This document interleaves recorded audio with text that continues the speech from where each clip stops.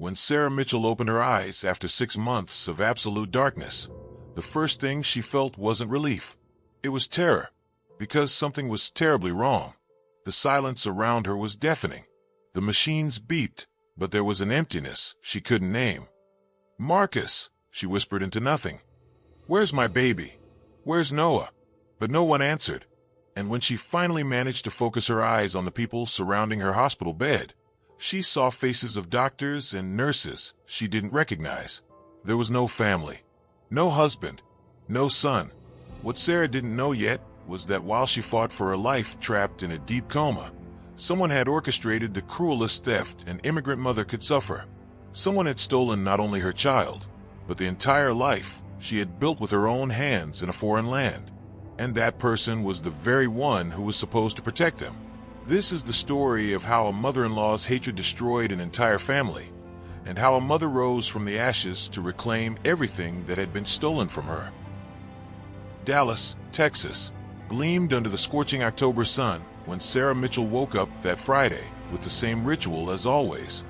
At 5:45 in the morning, 15 minutes before the alarm, because her body was already synchronized with Noah's needs. At 33, Sarah carried in her soft accent the traces of Bogota, the Colombian city she had left behind 12 years earlier.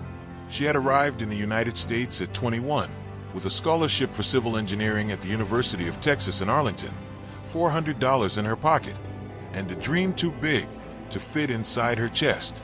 She had no family in the United States. In fact, she had no family anywhere that mattered.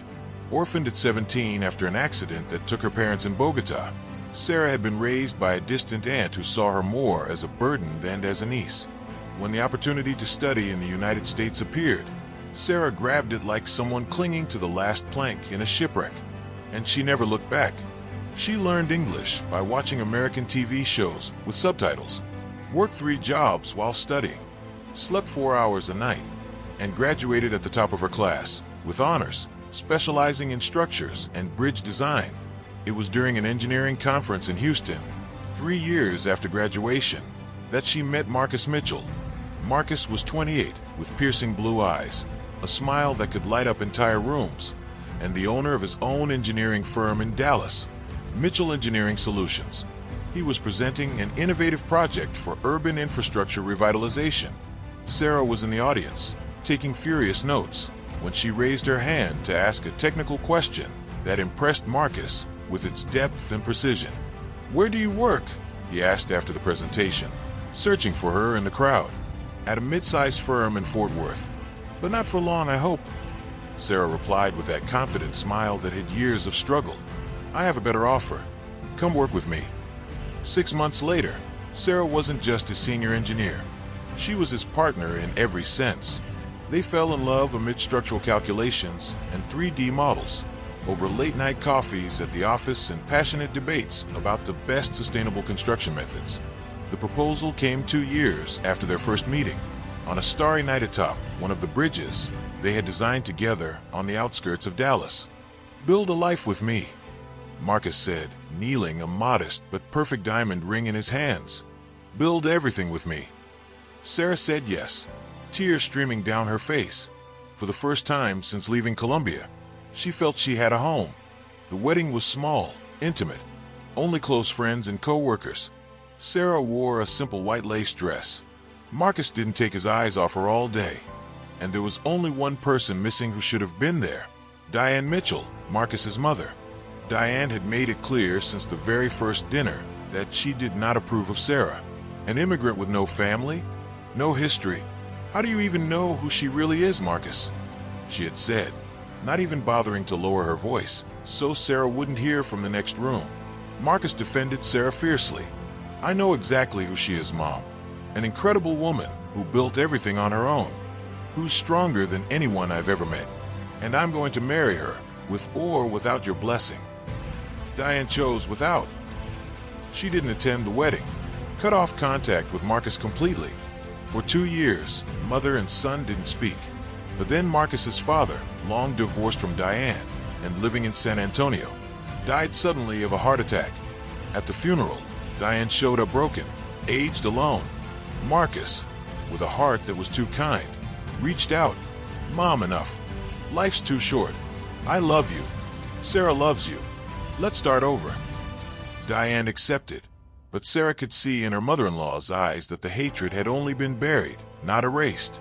The visits were rare, tense, filled with passive-aggressive comments that Marcus never noticed, but Sarah felt like blades. And then Noah was born. Noah came into the world on a spring morning 3 years ago, with huge brown eyes and a vigorous cry that filled the delivery room with life. Sarah held that tiny baby and felt, for the first time in her adult life, that she had a real family, not one that fate had given her and then taken away, but one she had chosen, built, loved. Diane visited once when Noah was a newborn, held him for exactly 3 minutes, and left claiming she had other commitments. As Noah grew, the visits became even more infrequent, especially after the diagnosis. Noah was 2.5 when Sarah and Marcus began to notice the signs. He didn't respond to his name, avoided eye contact, was intensely fascinated by spinning objects and lined up toys in perfect rows for hours. His speech development was delayed. The smallest change in routine caused devastating meltdowns. The diagnosis came at age 3. Autism spectrum disorder, level 2, requiring substantial support. For some parents, such a diagnosis would have been crushing. For Sarah and Marcus, it was a map. They finally understood their son and could help him in the right way. Sarah dove into research. She learned about ABA therapy, occupational therapy, speech therapy. She restructured the entire house to be sensory-friendly. Marcus adjusted his work schedule to be present at every therapy, every medical appointment.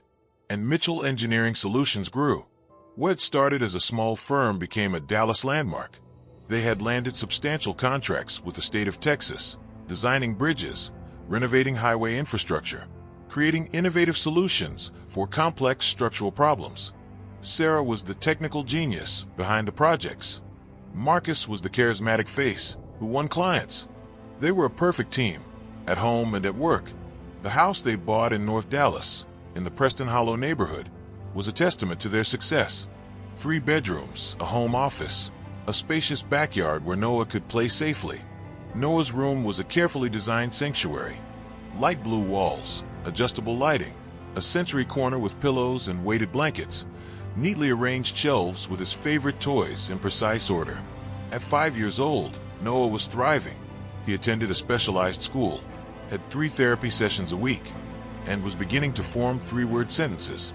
When he was comfortable, his smile was radiant. He loved dinosaurs, building blocks, and classical music, especially Vivaldi, which Sarah played for him every night before bed. And then there was the insurance.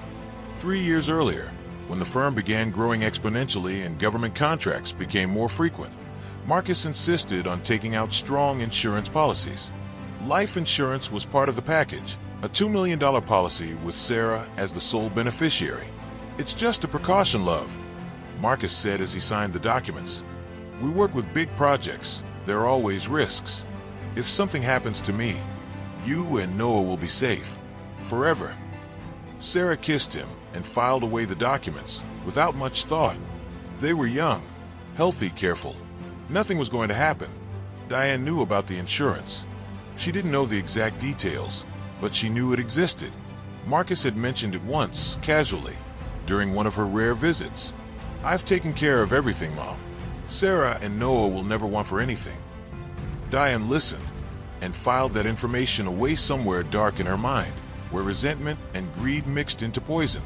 That October Friday, as Sarah prepared Noah's breakfast, gluten-free pancakes because of his food sensitivities, cut into perfect squares because the regular shapes upset him, she had no idea that in exactly 8 hours, everything would fall apart. Marcus entered the kitchen at 7 o'clock, tie already in place, hair still damp from the shower, carrying his leather briefcase filled with projects that needed final review before the big presentation on Monday. "Good morning, Chief Architect," he teased, kissing the back of Sarah's neck as she flipped pancakes. "Good morning, charming CEO," she replied, turning to kiss him properly. Noah sat at the table, lining up his toy dinosaurs in order of size, oblivious to the world around him, but content in his morning routine. "Noah, say good morning to Daddy." Sarah encouraged gently. Noah didn't look up, but murmured, "Good morning, Daddy." Marcus smiled that proud father smile. Every word from Noah was a victory. Every small progress was a miracle to celebrate. "Today's the presentation for the Trinity River Bridge project," Marcus said, pouring himself coffee. "The Texas Department of Transportation executives will be there. If we land this contract, Sarah, that's $8 million. $8 million. Sarah nodded, but her mind was already on the structural calculations she needed to revise. The load simulations are perfect. The design's innovative but feasible. We're getting that contract, Marcus. I know it. They worked so well together. She saw numbers and structures where others saw impossibilities. He saw opportunities and connections where others saw obstacles. Together, they were unstoppable. The day went by in a blur of meetings, phone calls, and last-minute revisions. Sarah barely had time for lunch. At 4 in the afternoon, Marcus walked into their shared office at the Uptown Dallas building, where Mitchell Engineering Solutions operated. "Let's go out to dinner tonight," he announced suddenly. Sarah looked up from the blueprints spread across her desk. "Marcus, I have to finish these calculations and Noah can stay with Mrs. Chun. She already said yes." "Sarah, when was the last time we had a night just for us?" Sarah paused. Thought, his birthday, April. 6 months. Too long. We need this. You need this. And he was right. Sarah was exhausted, not just physically, but emotionally. Being the mother of an autistic child, even one doing as well as Noah, was a 24-hour job. Being the lead engineer of a rapidly growing firm was another full-time job. She was living 2 complete lives at once. "Okay," she agreed, smiling. "Okay, let's do it." Mrs. Chun was their neighbor, a 60-year-old Korean widow who had become almost a surrogate grandmother to Noah. She understood his needs, knew his routines, had infinite patience. When Sarah called, she accepted immediately. By 6 o'clock, Sarah and Marcus were home, helping Noah with his end-of-day transition. Bath at exactly 6:15. Dinner at exactly 6:45. Favorite book read twice, 7:15. When Mrs. Chin arrived at 7:30, Noah was calm, prepared by the visual schedule Sarah had made showing the sequence of the night. Mommy and Daddy leave, Noah plays, story with Mrs. Chun, bed. Mommy and Daddy come back. "We'll be home before 11, Sarah told Mrs. Chun, handing her a detailed list with emergency numbers, Noah's preferences, and signs that he was becoming sensory overloaded. "Go, go." Mrs. Chun laughed kindly. "We'll be fine. Won't we, Noah?" Noah didn't answer but grabbed his favorite puzzle, his way of saying he was comfortable. Marcus drove his black Tesla along the North Central Expressway as the Dallas sky shifted into those dramatic shades of orange and purple that Texas so generously offers. They had reservations at Knife, an upscale steakhouse in Highland Park known for its Wagyu beef and intimate atmosphere. "Do you remember our first dinner together?" Marcus asked as he drove, his free hand intertwined with Sarah's. "That horrible Mexican food truck near UT Arlington." Sarah laughed. "You said it was the best taco in Dallas." "I was trying to impress you with local authenticity." "You impressed me, not with the taco, which was terrible, but with the fact that you drove 40 minutes just to see me between classes." Marcus brought her hand to his lips and kissed it softly. "I knew that day you were special, Sarah, that you were the one I'd build everything with." "And we did," Sarah said, her voice full of emotion. "We built a company, a house, a family. Noah, Marcus, even with the challenges, the sleepless nights, the therapies, the worries, I wouldn't change a thing." "Neither would I," Marcus agreed. "Not a second." Dinner was perfect. They ordered wine, an Argentine Malbec that Sarah loved. They talked about the bridge project, expansion plans for the firm, about Noah and his latest achievements. He had said a complete four-word sentence during speech therapy. "I want to play dinosaur." It might sound small to anyone else, but to them it was monumental. "What if we expand to Austin?" Marcus suggested, eyes shining with possibility. "There's so much growth happening there. They need good engineers. Sarah, we could have 2 offices in 5 years." Let's win the bridge contract first, Sarah laughed. Then we'll conquer all of Texas. Then the country, Marcus joked. Then the world. They laughed, and for a few precious hours, it was just Sarah and Marcus again. Not the parents in constant survival mode, not the overworked entrepreneurs. Just two young people in love, dreaming of bright futures. It was 10:15 when they left the restaurant. The night air was pleasant, that perfect October temperature in Dallas. Marcus helped Sarah into the car, ever the gentleman. "Thank you for tonight," Sarah said as he started the silent electric engine. "We need to do this more often," Marcus replied. "I promise we will. Maybe once a month? Could be our tradition." "I'd love that." Marcus drove along the same Central Expressway that had brought them, now quieter at night. Soft music played through the speakers, that jazz playlist they both loved. Sarah rested her head against the seat, feeling more relaxed than she had in months. They were just 10 minutes from home when it happened. An 18-wheeler came barreling in from the right, off an access ramp, accelerating violently.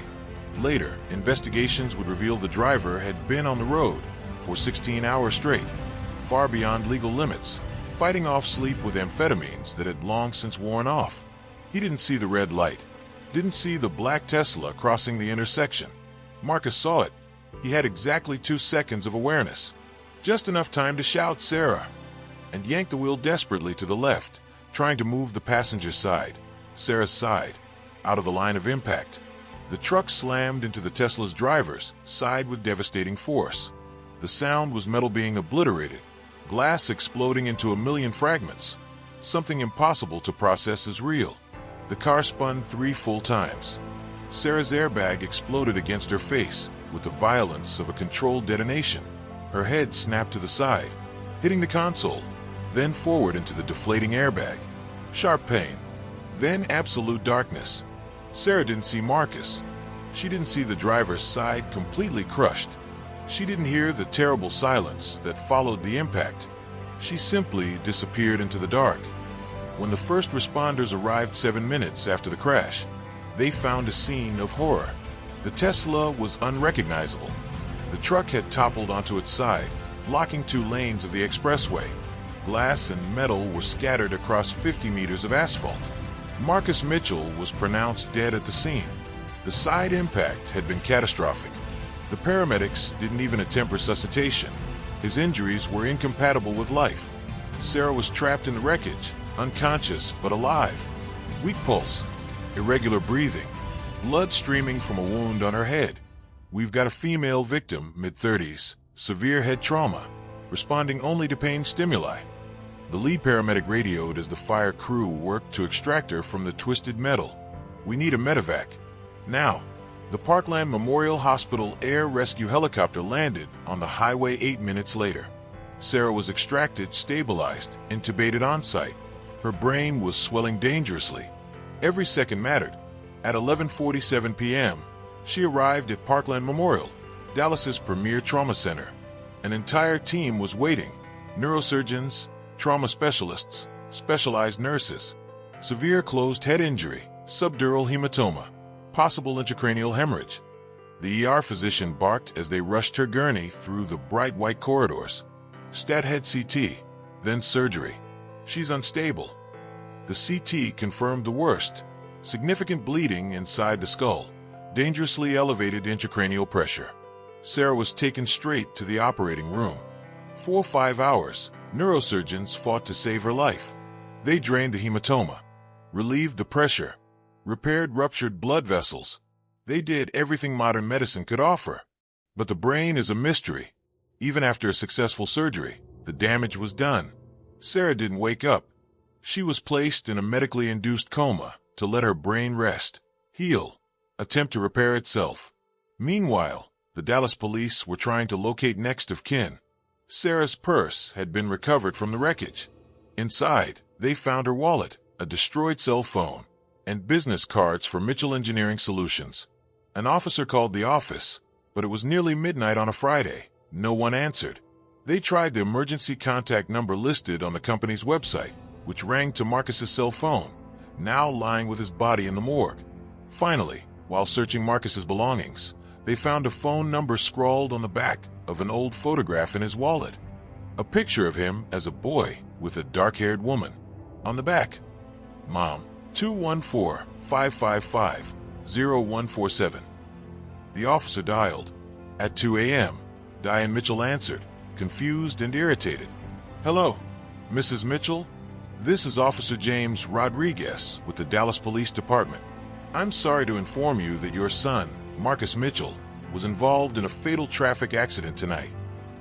The silence on the other end lasted 5 seconds, 5 endless seconds. Fatal, Diane repeated, the word not yet making sense. Yes, ma'am. I'm very sorry. He was pronounced dead at the scene. We need you to come to Parkland Memorial Hospital for formal identification. And his wife. Was Sarah with him? Yes, ma'am. She's in surgery. Critical condition. Diane hung up in shock. She sat in her uptown Dallas apartment, in a worn armchair, staring at the wall, without really seeing it. Marcus was dead. Her only son. The boy she had raised alone after the divorce. The man who had become so successful, so admirable, even though she'd grown distant in recent years because of that immigrant. Diane didn't cry right away. She was too numb. Instead, her mind began processing information in an oddly clinical way. Marcus was dead. Sarah was in surgery, critical condition. And Noah, where was Noah? With some babysitter? Alone. Diane dressed mechanically and drove to Parkland Memorial. The hospital was immense, intimidating, cold. The trauma reception area was surprisingly busy even at 3 a.m. Dallas was a big city. Accidents happened all the time. I'm here for Marcus Mitchell and Sarah Mitchell, she told the receptionist. She was led to a private room where a doctor and a social worker were waiting. The doctor confirmed what she already knew. Marcus had died on impact. Sarah had survived surgery, but was in a medically induced coma. What's her prognosis? Diane asked, and there was something in her tone that the social worker, trained to read subtle cues, found odd. Not quite concerned, more like calculation. It's too early to tell, the neurosurgeon replied honestly. She has severe brain trauma. She could wake up in days, weeks, months, or not at all. We simply don't know. And if she doesn't wake up, then we'd have to discuss long-term care, quality of life, medical directives. Diane absorbed that. She has no family here. None anywhere, really. She was an immigrant alone. I'm Marcus's only family. Does that make me responsible? The doctor and social worker exchanged a look. Technically, the wife is still alive, so medical decisions would be hers. But if she's incapacitated and there are no advance directives, then yes, the next of kin might need to be involved. And their child, the social worker asked. I understand there's a child. Noah, 5 years old, with special needs. Autism, Diane said, making autism sound like a sentence. He's with a babysitter right now, I imagine. He'll need someone. You're the grandmother? Yes, the only family he has left. A lie. Sarah had family in Colombia. Though Diane didn't know that, Sarah had never spoken of them to Marcus, let alone to Diane. And Sarah had friends, co-workers who cared deeply. But at that moment, at 3:30 in the morning, with Sarah unconscious and Marcus dead, Diane was the only one there. I'll need to make arrangements, Diane said, for Marcus and for the child. She didn't ask to see Sarah, didn't inquire about her detailed condition, didn't show genuine concern. She simply left her contact information and turned to go. But before leaving, she stopped at the door. How long before you'll know if she's going to wake up? As I said, it could take. But is there a point when you decide it's unlikely? A point where you consider other options? The social worker frowned. Mrs. Mitchell, let's take it one day at a time. Diane nodded and left. But the seed had already been planted in her mind. A terrible seed. Mrs. Chin called the police at 7 on Saturday morning, when Sarah and Marcus hadn't returned and weren't answering their phones. That's when she learned the news. She was the one who had to explain to Noah, gently and visually, that Mommy and Daddy had been in an accident. Noah didn't fully understand. How could he? 5 years old is far too young to process death, especially when you see the world differently. Mommy coming back? He asked over and over. his hands flapping anxiously. "Mommy's at the hospital, sweetheart," Mrs. Chen said softly, though her heart was breaking. "The doctors are taking care of her." Diane showed up at Sarah and Marcus's house at noon on Saturday. Mrs. Chen opened the door, Noah hiding behind her, wary of the woman he barely knew. "I'm Noah's grandmother," Diane announced. "I'm taking him." Mrs. Chen hesitated. "Maybe it's better if he stays here, somewhere familiar, until—" "He's my grandson. I'm his only family now. I'm taking him." Legally, Mrs. Chen had no grounds to refuse. Noah was packed with a few clothes, his favorite blue teddy bear, and taken to Diane's apartment in Uptown. The apartment was small, cluttered, with no space for a child, especially not a child who needed order and routine. Noah became disoriented immediately. Where were his toys? His bed? His things arranged the right way? He began to cry.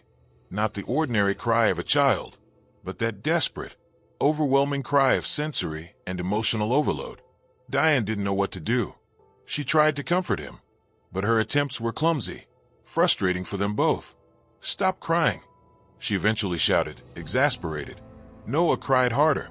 That first night, as she sat in her living room while Noah finally fell asleep, exhausted on the couch because he refused to sleep in the strange bedroom, Diane had a terrible thought.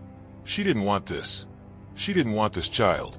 She didn't want this responsibility. Marcus was dead. Sarah was in a coma, possibly forever. And Diane was stuck with an autistic child she didn't know how to handle and, frankly, didn't want to learn. But there was more. There was the money. Diane spent Sunday making phone calls. She called lawyers, asked careful questions about life insurance, about what happened when a beneficiary was in a coma, about inheritance procedures. She discovered that Mitchell Engineering Solutions was thriving, contracts worth millions, substantial assets, and that $2 million life insurance policy. But there was a problem. Sarah was the beneficiary, and as long as Sarah was alive, even in a coma, the insurance couldn't be released. And if Sarah died, Noah would inherit everything as her and Marcus's son. Noah. Always Noah in the way. Diane wasn't an evil woman by nature. At least, she hadn't been. But years of financial struggle, of working jobs she despised, of watching her son drift away because of Sarah, of feeling excluded and undervalued, all of it had bred a toxic bitterness. And now Marcus was dead, and she was drowning in $50,000 of credit card debt, overdue rent, and stuck with a child she didn't want. Unless, the idea came slowly, insidiously. It began as a thought she immediately tried to push away. But it returned, again and again, until she couldn't ignore it anymore. What if Noah was no longer under her care? What if she surrendered him, claiming incapacity? An autistic child with no available parents would enter the system. And if Sarah never woke up, if Diane could eventually convince the doctors she was beyond recovery, have the machines turned off, then Sarah would be dead. Noah would be in some institution, out of the inheritance picture, since no legal guardian would properly represent him in complex probate matters. And Diane, as Marcus's surviving parent and only living relative, could claim her son's estate. It was horrible. It was monstrous. But the more she thought about it, the more possible it seemed. On the Monday following the accident, only 3 days after losing Marcus, Diane carried out the first part of her terrible plan. She called the Texas Department of Family and Protective Services. She explained her situation: a grandson with autism, parents dead and in a coma, herself elderly. She exaggerated her age and frailty, and without the resources to care for a child with special needs. "I just want what's best for him," Diane lied, her voice perfectly calibrated with sadness. "But I simply can't give him what he needs.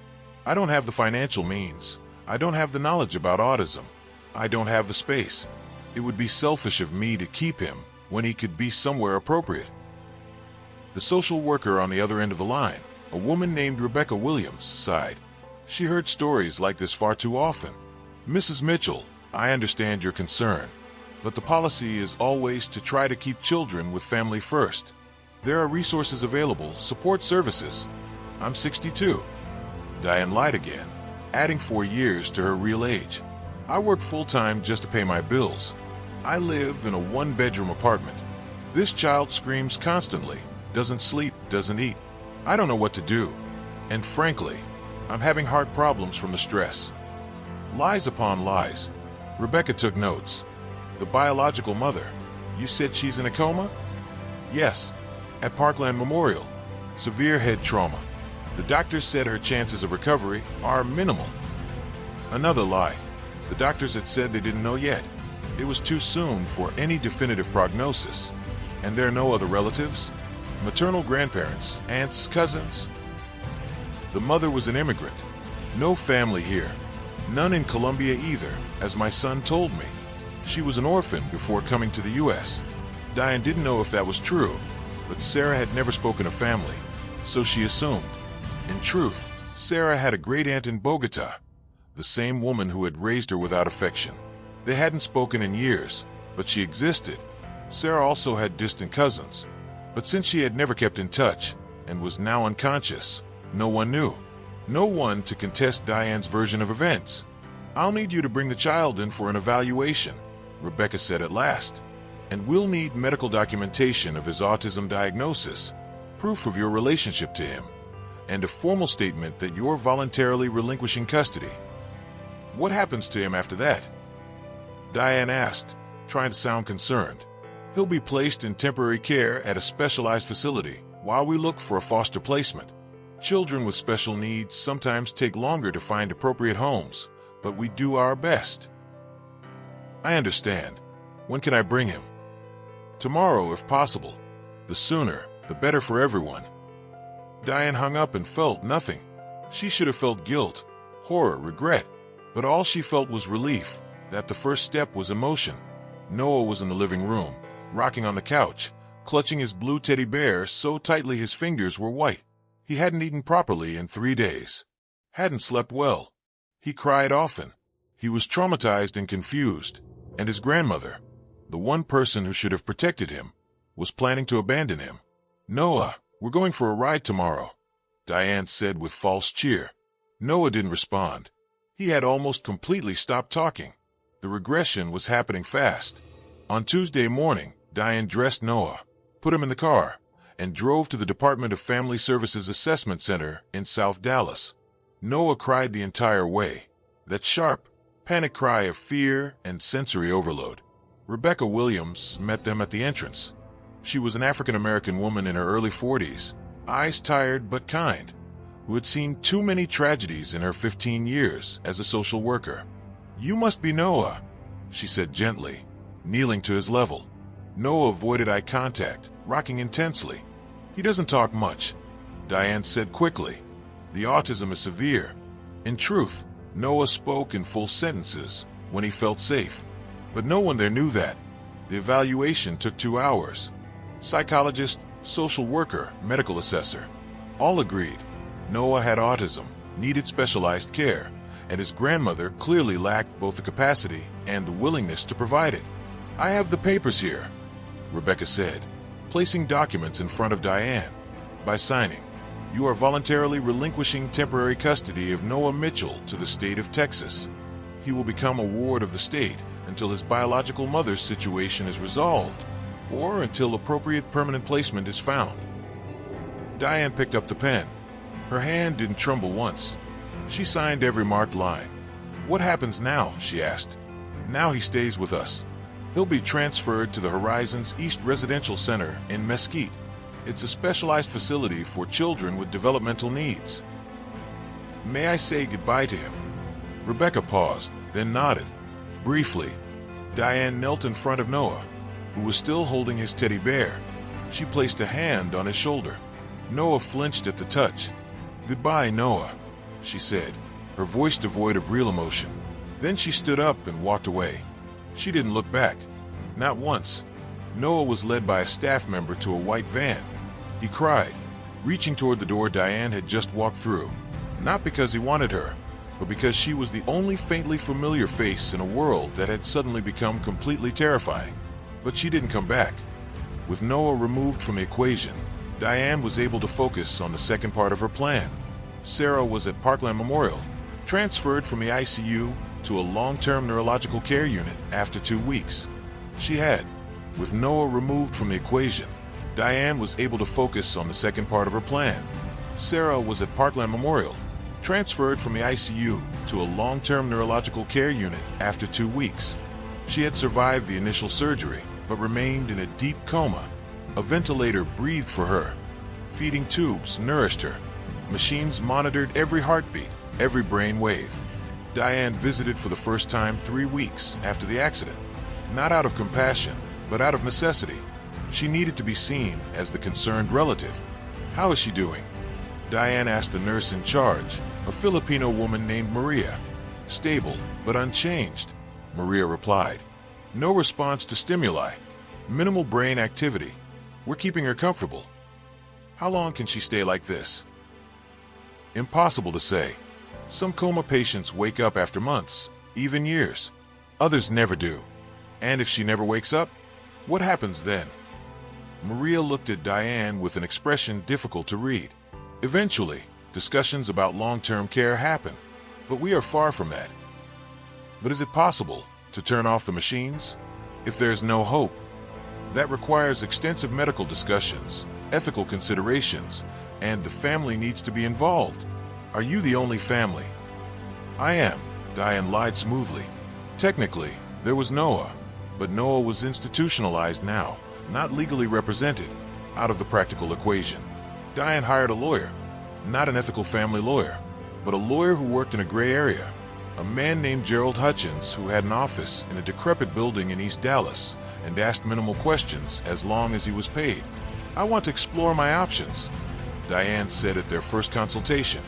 "My son passed away. My daughter-in-law is in a coma, likely permanent. There are substantial assets, a life insurance policy, a business, and there's a child, but he is in state custody. I need to understand my rights." Gerald Hutchins, a man in his mid-50s with greasy hair and a cheap suit, examined the documents Diane brought. "Interesting," he mumbled. "The insurance names the wife as the beneficiary. She is alive, technically, so the insurance won't pay out. But if she were declared deceased?" "Exactly. There are 2 paths. One, wait. If she is in a persistent vegetative state long enough, you can initiate proceedings to be named legal guardian and then make medical decisions, including decisions about life support." "How long?" 6 months minimum before you can argue persistent vegetative state. Then more time for guardianship proceedings. Maybe a year total. Diane bit her lip. A year felt like a long time, but she had waited years for Marcus to recognize her worth. She could wait a year. And the second path. If she dies naturally, infection, complications, organ failure. Coma patients are vulnerable. It happens. Diane caught the subtext, but she wouldn't go that far. She was not a murderer, but she was willing to wait, observe, and if natural complications arose, well, she wouldn't try very hard to prevent them. "Let's go with the first path," she decided. "Wait the 6 months, then initiate proceedings. I'll prepare the paperwork. My retainer is $5,000. Diane paid with a credit card, adding more debt to her existing ones. But it would be an investment. $2 million was worth $5,000 in legal fees. The months passed in a terrible routine.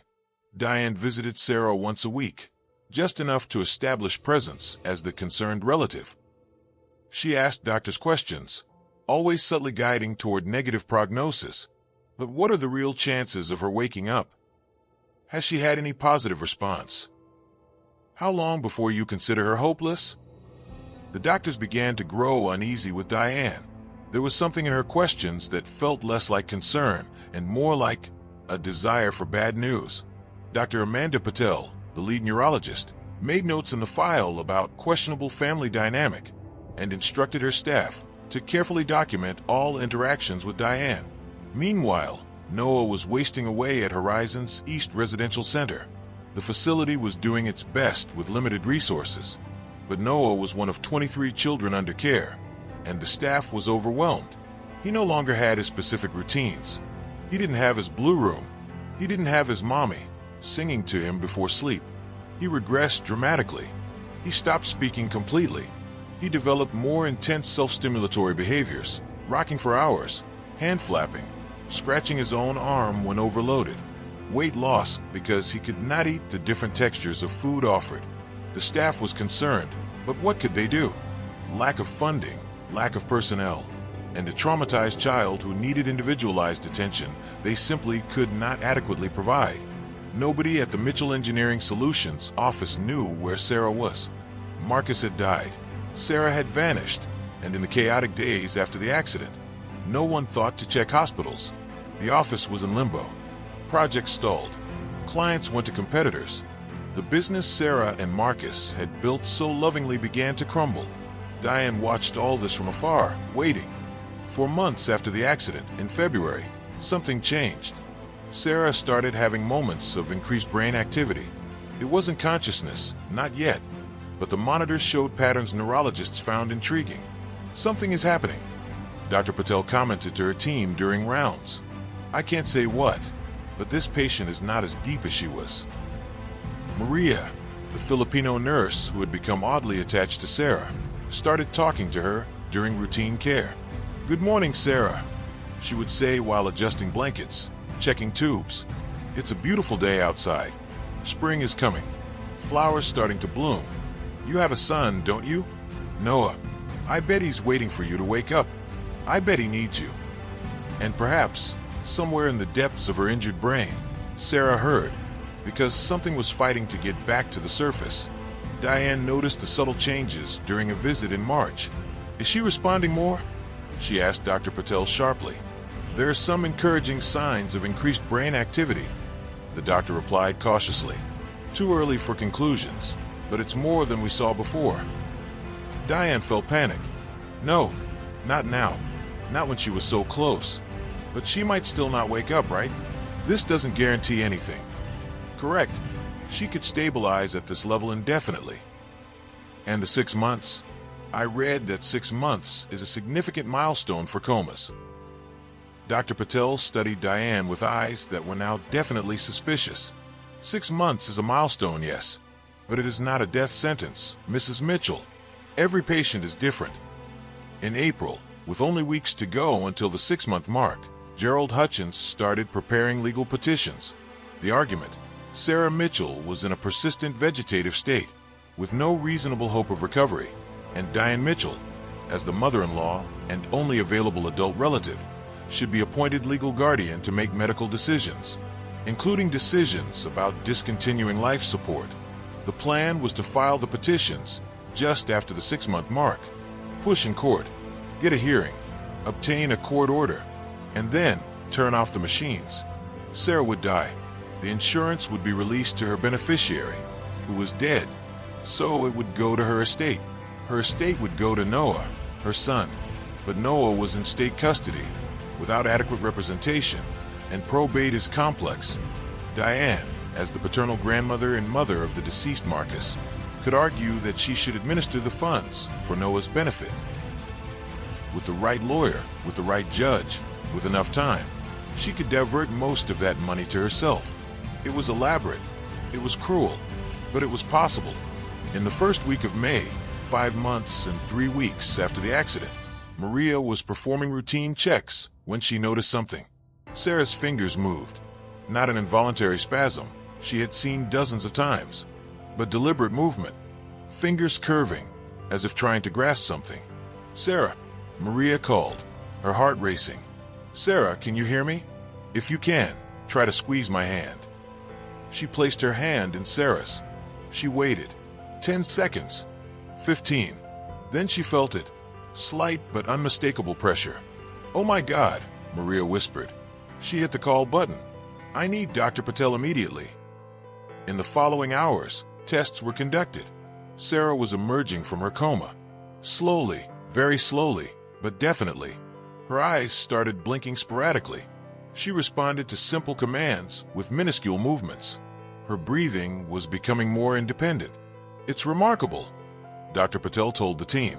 5 months and 3 weeks. Right before the 6-month mark. It's like she was waiting for something. When Diane was notified, she felt ice in her veins. "She's waking up?" she asked, unable to fully hide the despair in her voice. "Emerging from the coma, yes. But Ms. Mitchell, I need to be clear. Waking up does not mean a full recovery. She may have severe cognitive deficits, motor problems, permanent damage. It's a long process. But she is conscious. Consciousness is returning, yes. Diane hung up the phone and sat down heavily. 5 years of mental planning, 6 months of waiting, thousands of dollars in legal fees, and Sarah was waking up. She called Gerald Hutchins. Stop everything. Don't file anything yet. Why? She's waking up. Silence on the other end. Then, that complicates things. How much? If she regains cognitive capacity, she regains control of her own medical, financial, legal decisions. You lose any argument for guardianship. What if she doesn't fully recover? If she stays diminished? Possible. But we would have to prove mental incapacity, and she would be entitled to her own legal representation in that process. Diane hung up, her mind spinning. She needed a new plan. Sarah woke up in pieces. First came light, not clear vision, but an awareness of light versus dark. Then sounds, but distorted, as if she were underwater. Sensations in her body, but disjointed, as if her brain had forgotten how to communicate with her limbs. Her first attempt at forming a coherent thought was, "Where am I?" It took 3 days until she could keep her eyes open for more than seconds. It took a week until she could focus on faces. And it took almost 2 weeks until words started making sense again. The face she focused on first, which finally registered as familiar, though she couldn't name why, was Maria's. "Sarah, welcome back," Maria said softly, tears of joy in her eyes. "You've been sleeping for a long time, but you did it. You're back." Sarah tried to speak. Her throat was on fire from months, with a breathing tube. No sound came out initially. Then a hoarse whisper. "Where?" "You're at Parkland Memorial Hospital in Dallas. You had an accident. A very bad car accident. But you survived, Sarah. You survived." Accident. The word floated in her mind like a leaf on water. Images came, fragmented, lights, twisted metal, pain, and something else, something important she was forgetting. "Marcus," she whispered suddenly, the name coming from somewhere deep in her memory. "Where?" "Marcus." Maria's face shifted, concern and sadness mixed. "Let me get the doctor, okay? She needs to examine you first." But Sarah saw the truth in Maria's eyes. Something was wrong, terribly wrong. Dr. Patel came, ran basic neurological exams. Sarah could wiggle fingers, toes. She could track objects with her eyes. She could squeeze hands when prompted. Her cognition seemed intact, miraculously. "Sarah, you are recovering remarkably well," Dr. Patel said. "But there are things we need to talk about. About the accident. About what happened since." "Marcus," Sarah repeated, more insistent now. And then, like a breaking wave, "Noah, my son. Where is my son?" Dr. Patel exchanged glances with Maria. "Sarah, maybe we should wait until you are stronger." "Where is my son?" Sarah said, each word an immense effort, but laden with absolute determination. Dr. Patel took a deep breath. "Sarah, the accident was almost 6 months ago. Marcus, your husband Marcus, did not survive. I'm so sorry. He passed away at the scene." The world stopped. Sarah felt like she was falling, though she was lying flat. Marcus was dead. Her Marcus, her partner, her love, Noah's father. But there was something more urgent even than grief. "Noah," she whispered through tears that started streaming. "Where is Noah?" "Your mother-in-law, Diane Mitchell, initially took custody. But then, Dr. Patel hesitated." "But what?" Sarah forced her voice stronger. "She placed him in state custody. Claimed she couldn't care for him. He's at a facility in Mesquite." "Sarah, I'm so sorry.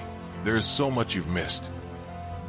Sarah closed her eyes, and Maria initially thought she had passed out again from shock.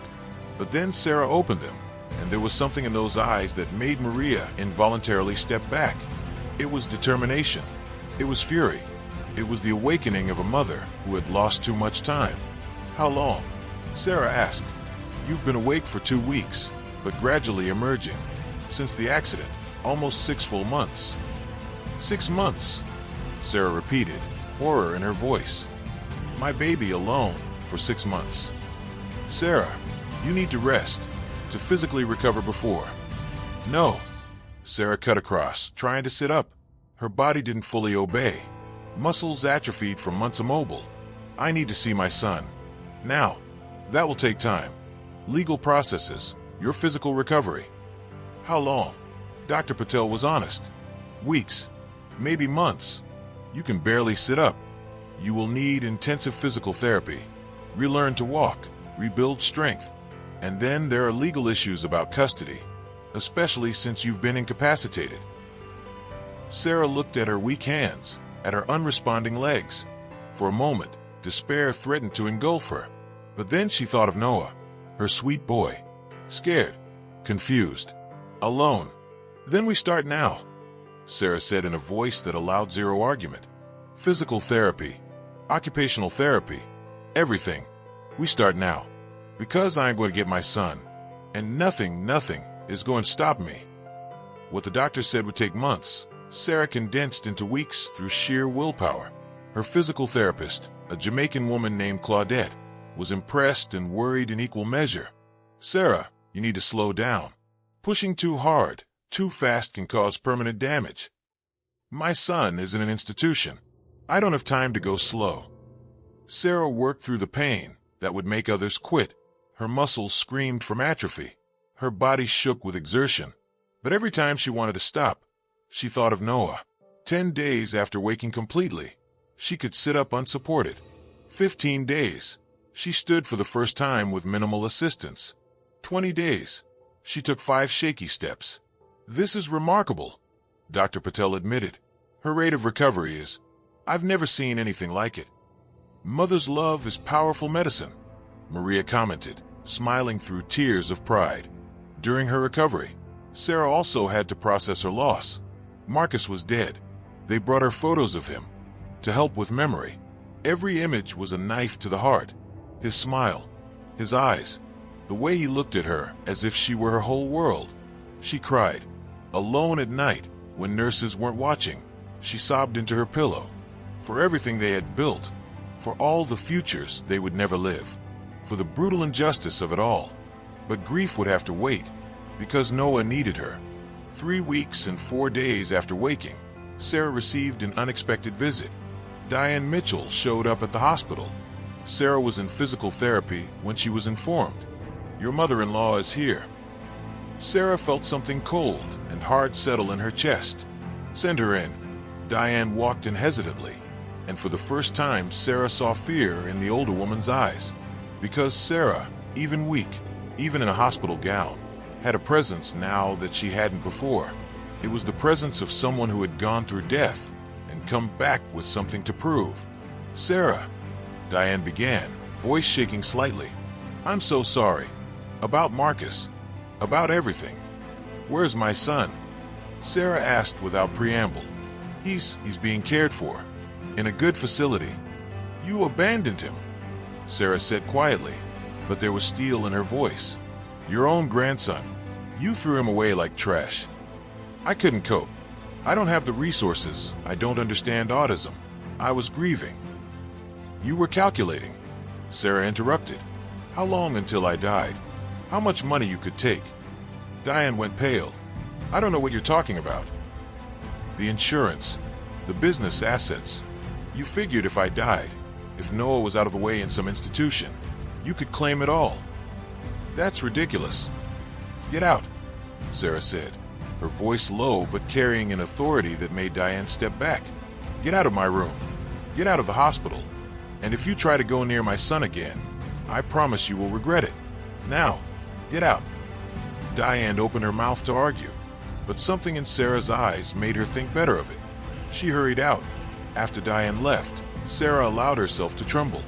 Anger, fear, determination, all mixed in her chest until she could barely breathe. Maria walked in, saw Sarah's state. What happened? I need a lawyer, Sarah said. The best family lawyer in Dallas. Someone who can help me get my son back. And I need information about my office, Mitchell Engineering Solutions. I need to know what happened to our business. Sarah, you need to rest. No, Sarah exploded, and then softer. No. I'll rest when my son is in my arms again. Until then, I fight. Maria saw the absolute determination in that woman and knew arguing was pointless. So instead, she helped. Maria had a cousin who was a lawyer, Elena Rodriguez, who specialized in family law and custody cases. Elena came to the hospital 2 days later, a woman in her 30s with smart eyes and a reputation for being fierce in court. "Ms. Mitchell," Elena began, sitting next to Sarah's bed. "Maria told me your situation. Let me be direct. What your mother-in-law did is legally problematic, but not necessarily illegal.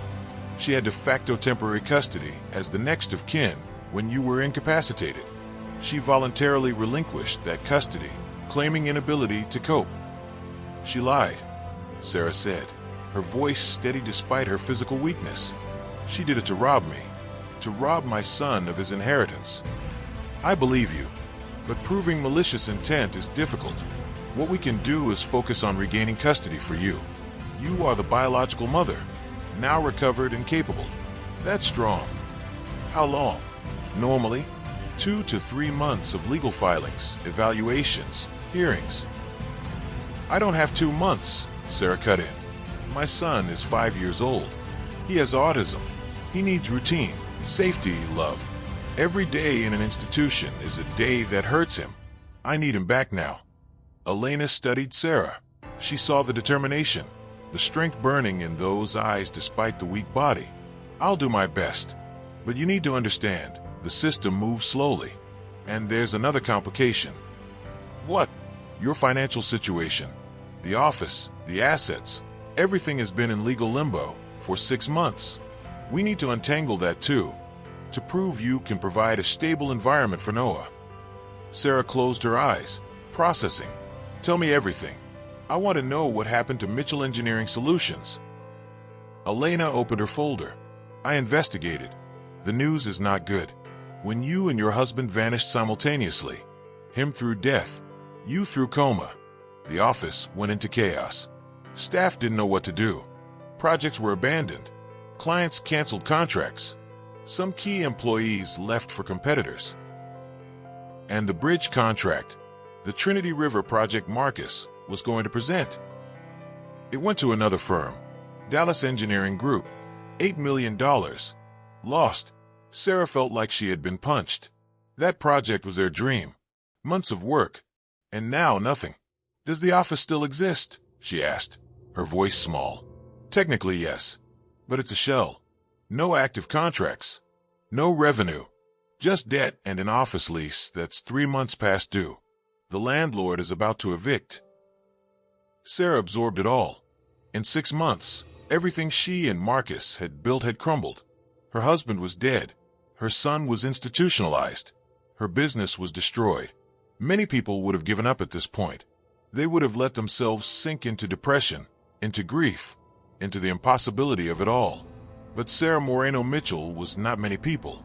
She was a woman who left Bogota at 21 with $400 and built a whole life from scratch. She was a mother who fought daily to give her autistic son everything he needed.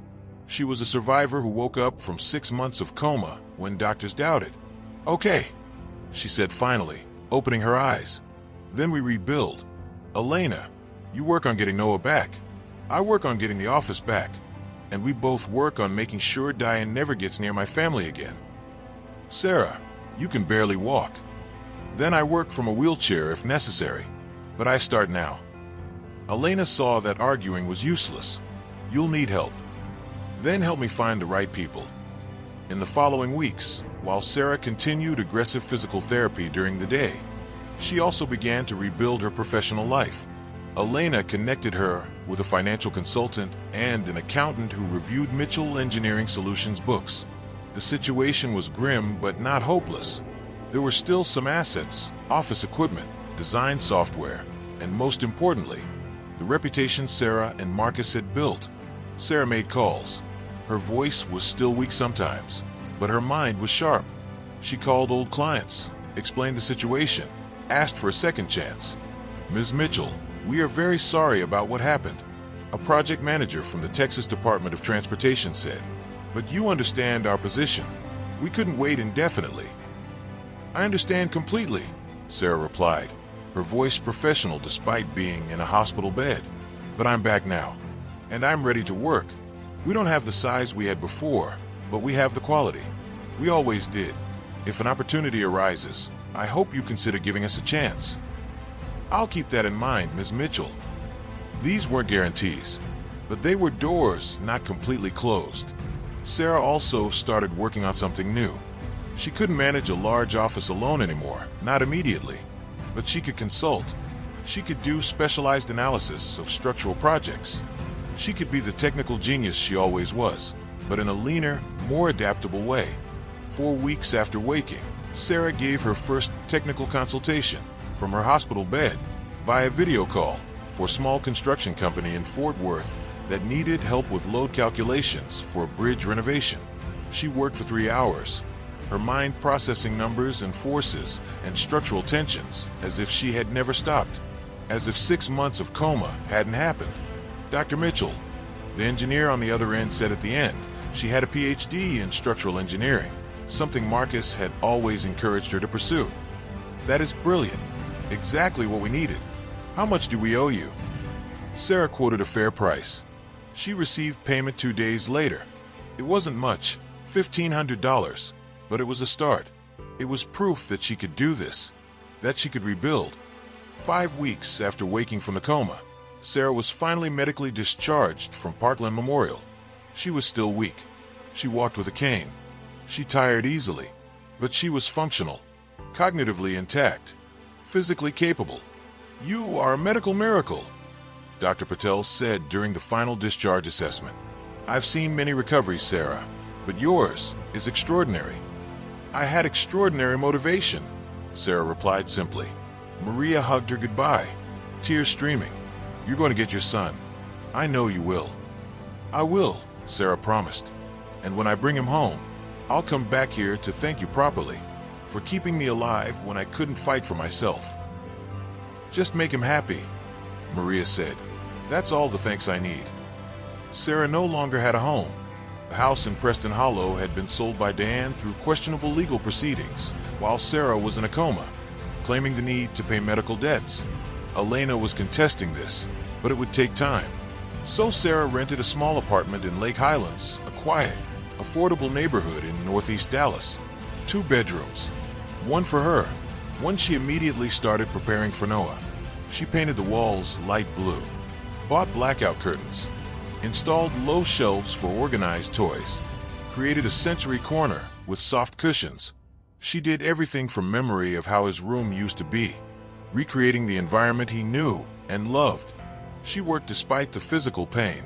She worked despite the exhaustion, because every element of that room was a promise. Mommy is ready. Mommy is waiting. Elena moved quickly with legal petitions. She argued emergency custody, recovered biological mother, capable, prepared, versus child wasting away in an institution. She presented medical documentation of Sarah's full recovery, presented evidence of the prepared environment, presented letters from employers showing Sarah had active consulting income. The hearing is set for 2 weeks from now, Elena informed her. Judge Martha Hernandez. She's fair but rigorous. She doesn't take drama, only facts. Facts are all I have, Sarah said. Fact, I am his mother. Fact, I am recovered. Fact, he needs me. But there was something else Sarah needed to do before the hearing. Something that terrified her, but was necessary. She needed to see Noah. Elena arranged a supervised visit at Horizon's East Residential Center in Mesquite. It will be brief. 1 hour maximum. Social worker present. But it's your chance to reconnect before the hearing. The day of the visit, Sarah barely slept the night before. What if Noah didn't recognize her? What if 6 months was too long? What if he blamed her for disappearing? She drove to Mesquite. She still had a valid driver's license, though driving after 6 months felt strange. Horizons East was a low brick building, functional but without warmth. It looked exactly like what it was, an institutional facility doing its best with limited resources. Rebecca Williams, the social worker who had processed Diane's custody surrender, met Sarah at the reception. There was discomfort in her eyes. She clearly regretted the role she played. "Ms. Mitchell, it's good to see you recovered. I regret how things unfolded." "It wasn't your fault," Sarah said, though it cost her. "You did your job with the information you had." Diane lied. Noah struggled. Rebecca warned gently as they walked down sterile corridors. Significant regression. He stopped speaking entirely. Self-stimulatory behaviors increased. "He's not well, Ms. Mitchell." Every word was a knife to Sarah's heart, but she maintained composure. "I understand. Let's see him." They entered a small visitation room with windows, organized toys on shelves, a low table with chairs. And there, sitting alone in the corner, was Noah. Sarah felt her knees almost give way. He looked smaller, thinner. His hair was longer, needing a cut. He wore clothes that weren't his, not the soft way he needed. And he was rocking, constantly rocking, eyes fixed on nothing, clutching his blue teddy bear that was now worn and dirty. "Noah," Sarah whispered, tears already streaming before she could even control them. Noah didn't react, didn't look up, continued rocking. Sarah approached slowly, carefully. She knelt a few feet away from him, respecting his space, not wanting to overwhelm him. "Noah, my love," she said softly. "It's Mommy. Mommy is here." Nothing. He rocked, eyes vacant. Sarah felt panic rise. But then she remembered. Music. He always responded to music. She started humming. That same song she'd sung since he was a baby. "Twinkle, twinkle, little star." Noah's rocking faltered. "Just for a second. How I wonder what you are," Sarah continued, her voice soft, recognizable even after 6 months. Noah stopped rocking.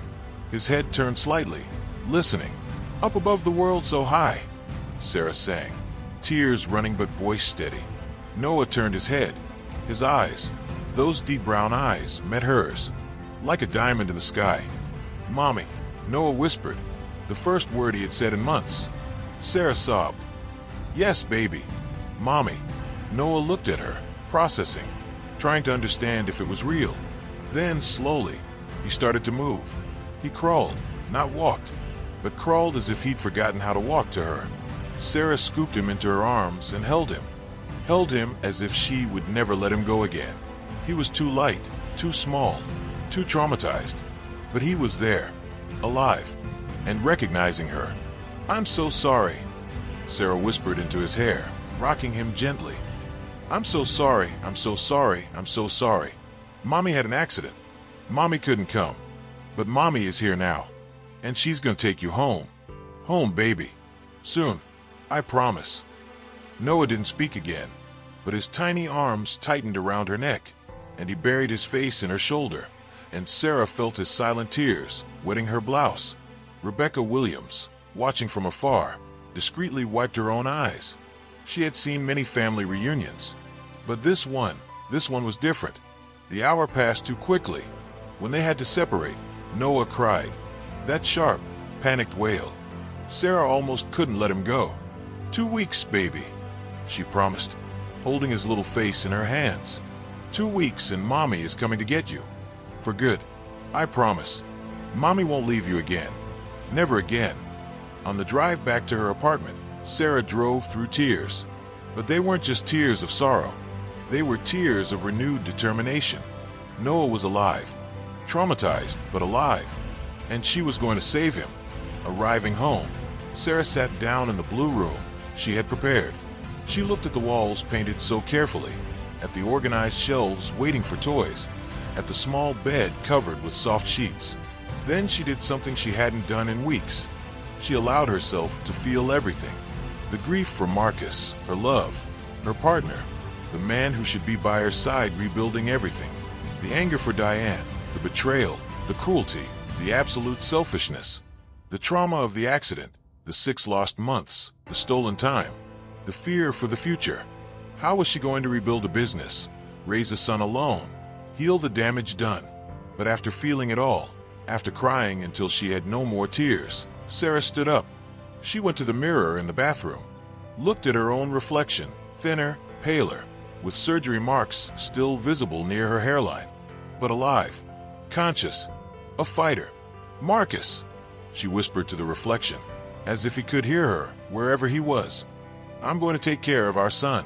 I'm going to rebuild what we built. I'm going to make you proud. I promise." And in that moment, Sarah Moreno Mitchell was no longer the victim of a terrible accident, of a cruel mother-in-law, of a broken system. She was a survivor, a mother, a warrior, and her fight was just beginning. And in that moment, Sarah Moreno Mitchell was no longer the victim of a terrible accident, of a cruel mother-in-law, of a broken system. She was a survivor, a mother, a warrior, and her fight was just beginning. The morning of the preliminary custody hearing dawned gray over Dallas, heavy clouds threatening rain. Sarah woke up at 5 in the morning, not because she needed to, but because she couldn't sleep. She dressed carefully, a navy blue suit she had bought at a thrift store, simple but professional. She hid the tremor in her hands by applying light makeup to cover the paleness that still marked her face. She tied her hair in a low bun. She looked in the mirror and saw a woman who was fighting to look stronger than she felt. Elena Rodriguez arrived at 7 to review the strategy one last time. Judge Hernandez will focus on 3 things, Elena explained as they drank coffee in the small apartment. First, your current physical and mental capacity. Second, your financial and housing stability. Third, what is best for Noah. We have solid arguments on all 3. But Sarah, be prepared. Diane hired a lawyer too. Who? Gerald Hutchins. He's not good, but he's cunning. He'll try to argue that you are still too fragile, that Noah needs stability that you can't guarantee right now. Sarah felt anger boil in her chest. She abandoned him. How dare she? She will claim it was a temporary decision under duress, that she is now prepared to assume shared responsibility, that as the paternal grandmother, she has rights. Rights, Sarah repeated bitterly. She lost any right when she put my son in an institution like he was trash. I agree, but we need to prove that in court. The Dallas County Family Court was an imposing building downtown. Sarah climbed the steps with Elena by her side, each step an effort of will over physical weakness. Her left leg still hurt after intense physical therapy, but she didn't limp. Not today. Not where judges could see. The courtroom was intimidating. High ceiling, dark wood, the seal of the state of Texas watching solemnly. Sarah sat next to Elena at the petitioner's table. On the other side, Diane sat with Gerald Hutchins, a man in his 50s with a rumpled suit and an oily smile. Diane didn't look at Sarah. She kept her eyes fixed forward, but Sarah saw the tension in her shoulders, the way her hands gripped her lap. Judge Martha Hernandez entered, and everyone stood. She was a Mexican-American woman in her 60s, short-cut gray hair, an expression that revealed nothing. She had a reputation for being relentlessly fair, and Sarah prayed that fairness was enough. Case number 2024 FEM 8847, Sarah Mitchell versus the state of Texas, regarding the custody of Noah Marcus Mitchell, minor. The clerk announced. Be brief and direct, Judge Hernandez said, her voice carrying absolute authority. Present your arguments. Elena stood up. Your Honor, this is a simple case of a recovered biological mother seeking custody of her son, who was improperly placed in state custody. Sarah Mitchell was in a coma for almost 6 months after a tragic car accident. During that time, the paternal grandmother, Diane Mitchell, assumed temporary custody and subsequently relinquished that custody, claiming incapacity. Sarah Mitchell has woken up, recovered remarkably, and is now fully capable of resuming her maternal duties. Ms. Mitchell, the judge addressed Sarah. Can you stand up? Sarah stood up, steady but aware of every eye in the room assessing her. How is your current health? Recovered, Your Honor.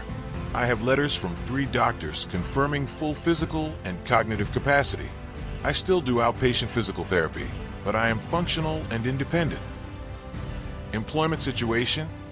I am a structural engineer.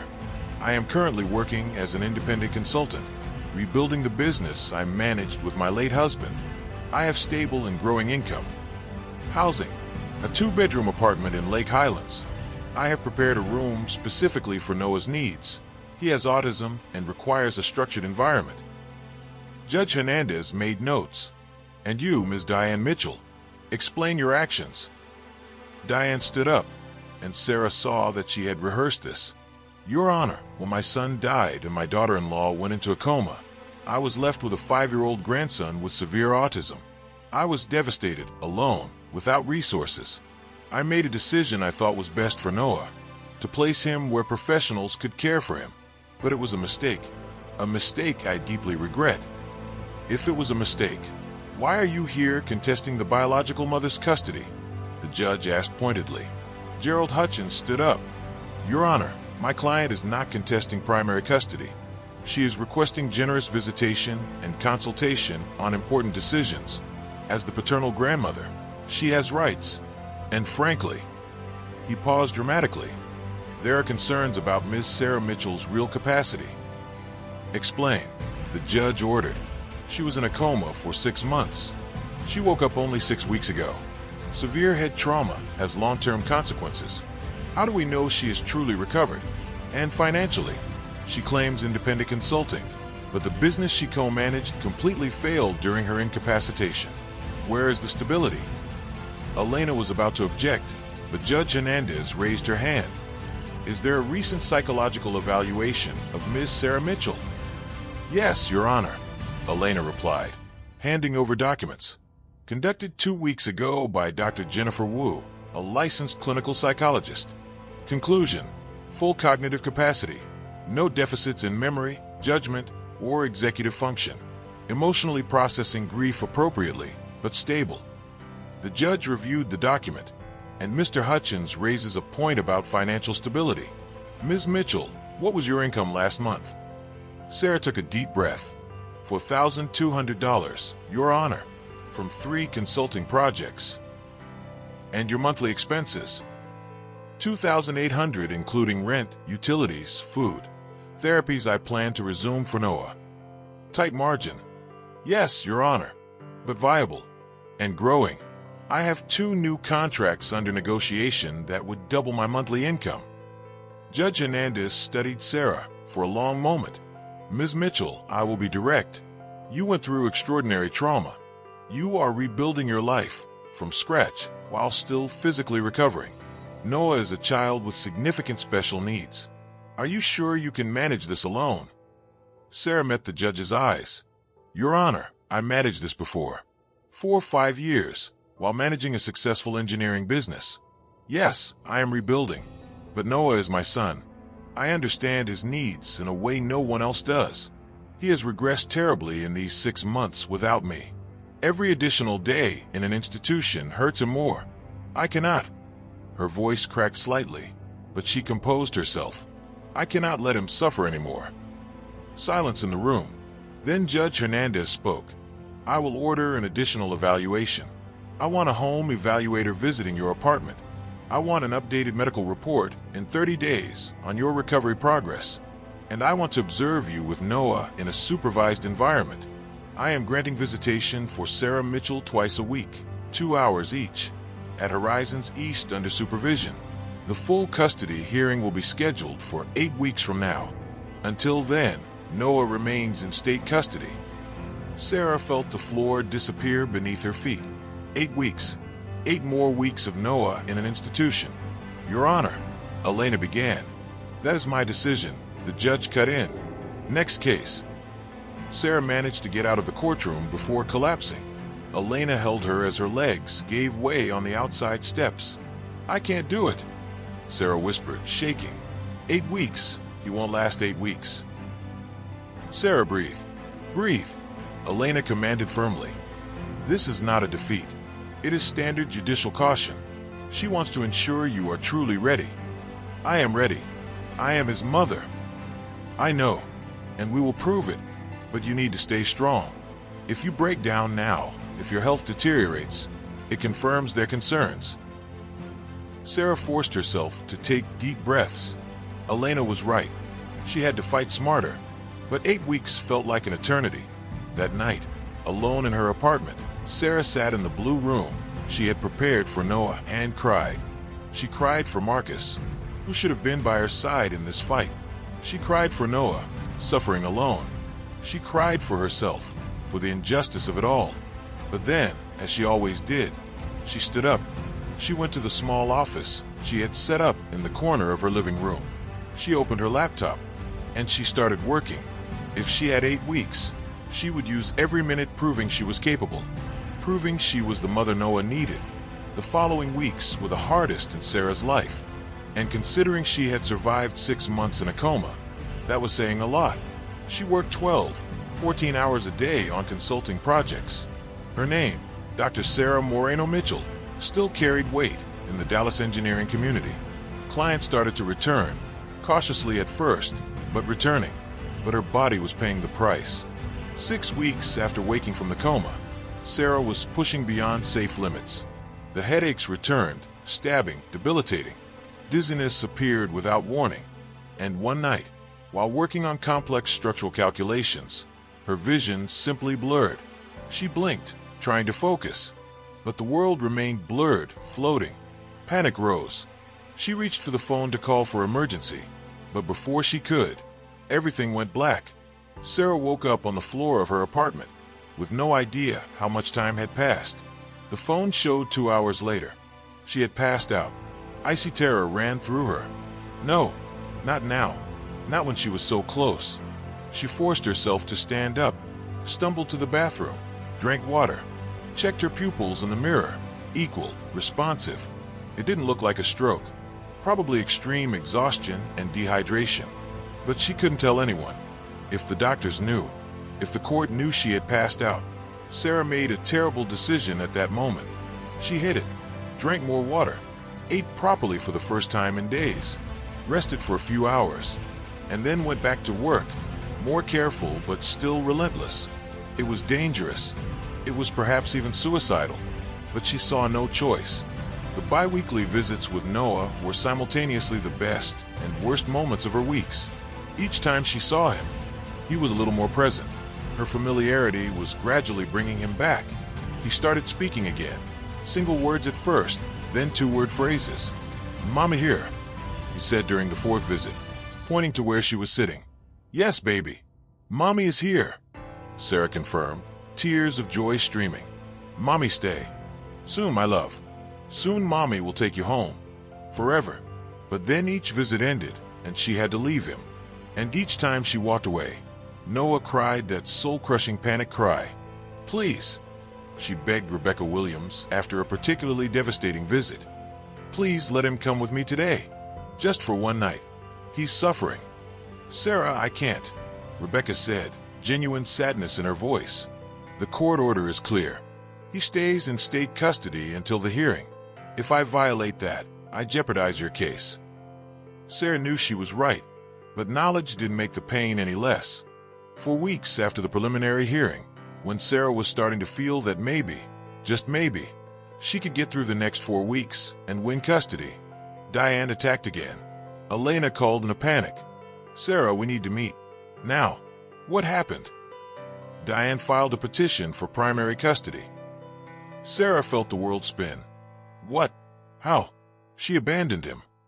"She's arguing that you're unstable, that you're working too much, that your health is fragile, that you can't provide the constant care Noah needs. She claims that as a retired grandmother." "She's not retired. She works at a law office. She just retired. Yesterday, specifically to strengthen that argument." Sarah sat down heavily. "How does she know I'm working too much? How does she know anything about my situation?" "I don't know. But Sarah, there's more. Hutchins filed an affidavit from one of your neighbors claiming you had an emergency medical visitor 2 weeks ago." Sarah's blood ran cold. "I didn't have." But then she remembered. A paramedic had knocked on the wrong door in her building, looking for a different apartment. He had been in her hallway for perhaps 2 minutes before realizing the mistake. "Someone is watching you," Elena said grimly. Diane or Hutchins hired a private investigator. Sarah felt invaded, violated. "Is that legal?" "Unfortunately, yes. In custody cases, both parties can hire investigators." "Sarah, we need to be careful. Very careful. If there's anything at all, in your health or situation that could be used against you, I need to know." Sarah thought about the faint she hid, about the fact that she still had occasional headaches, about the constant exhaustion. "I'm fine," she lied.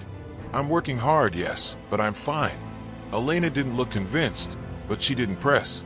Diane's petition forces an emergency hearing. 2 weeks from now. Sarah, we need something strong.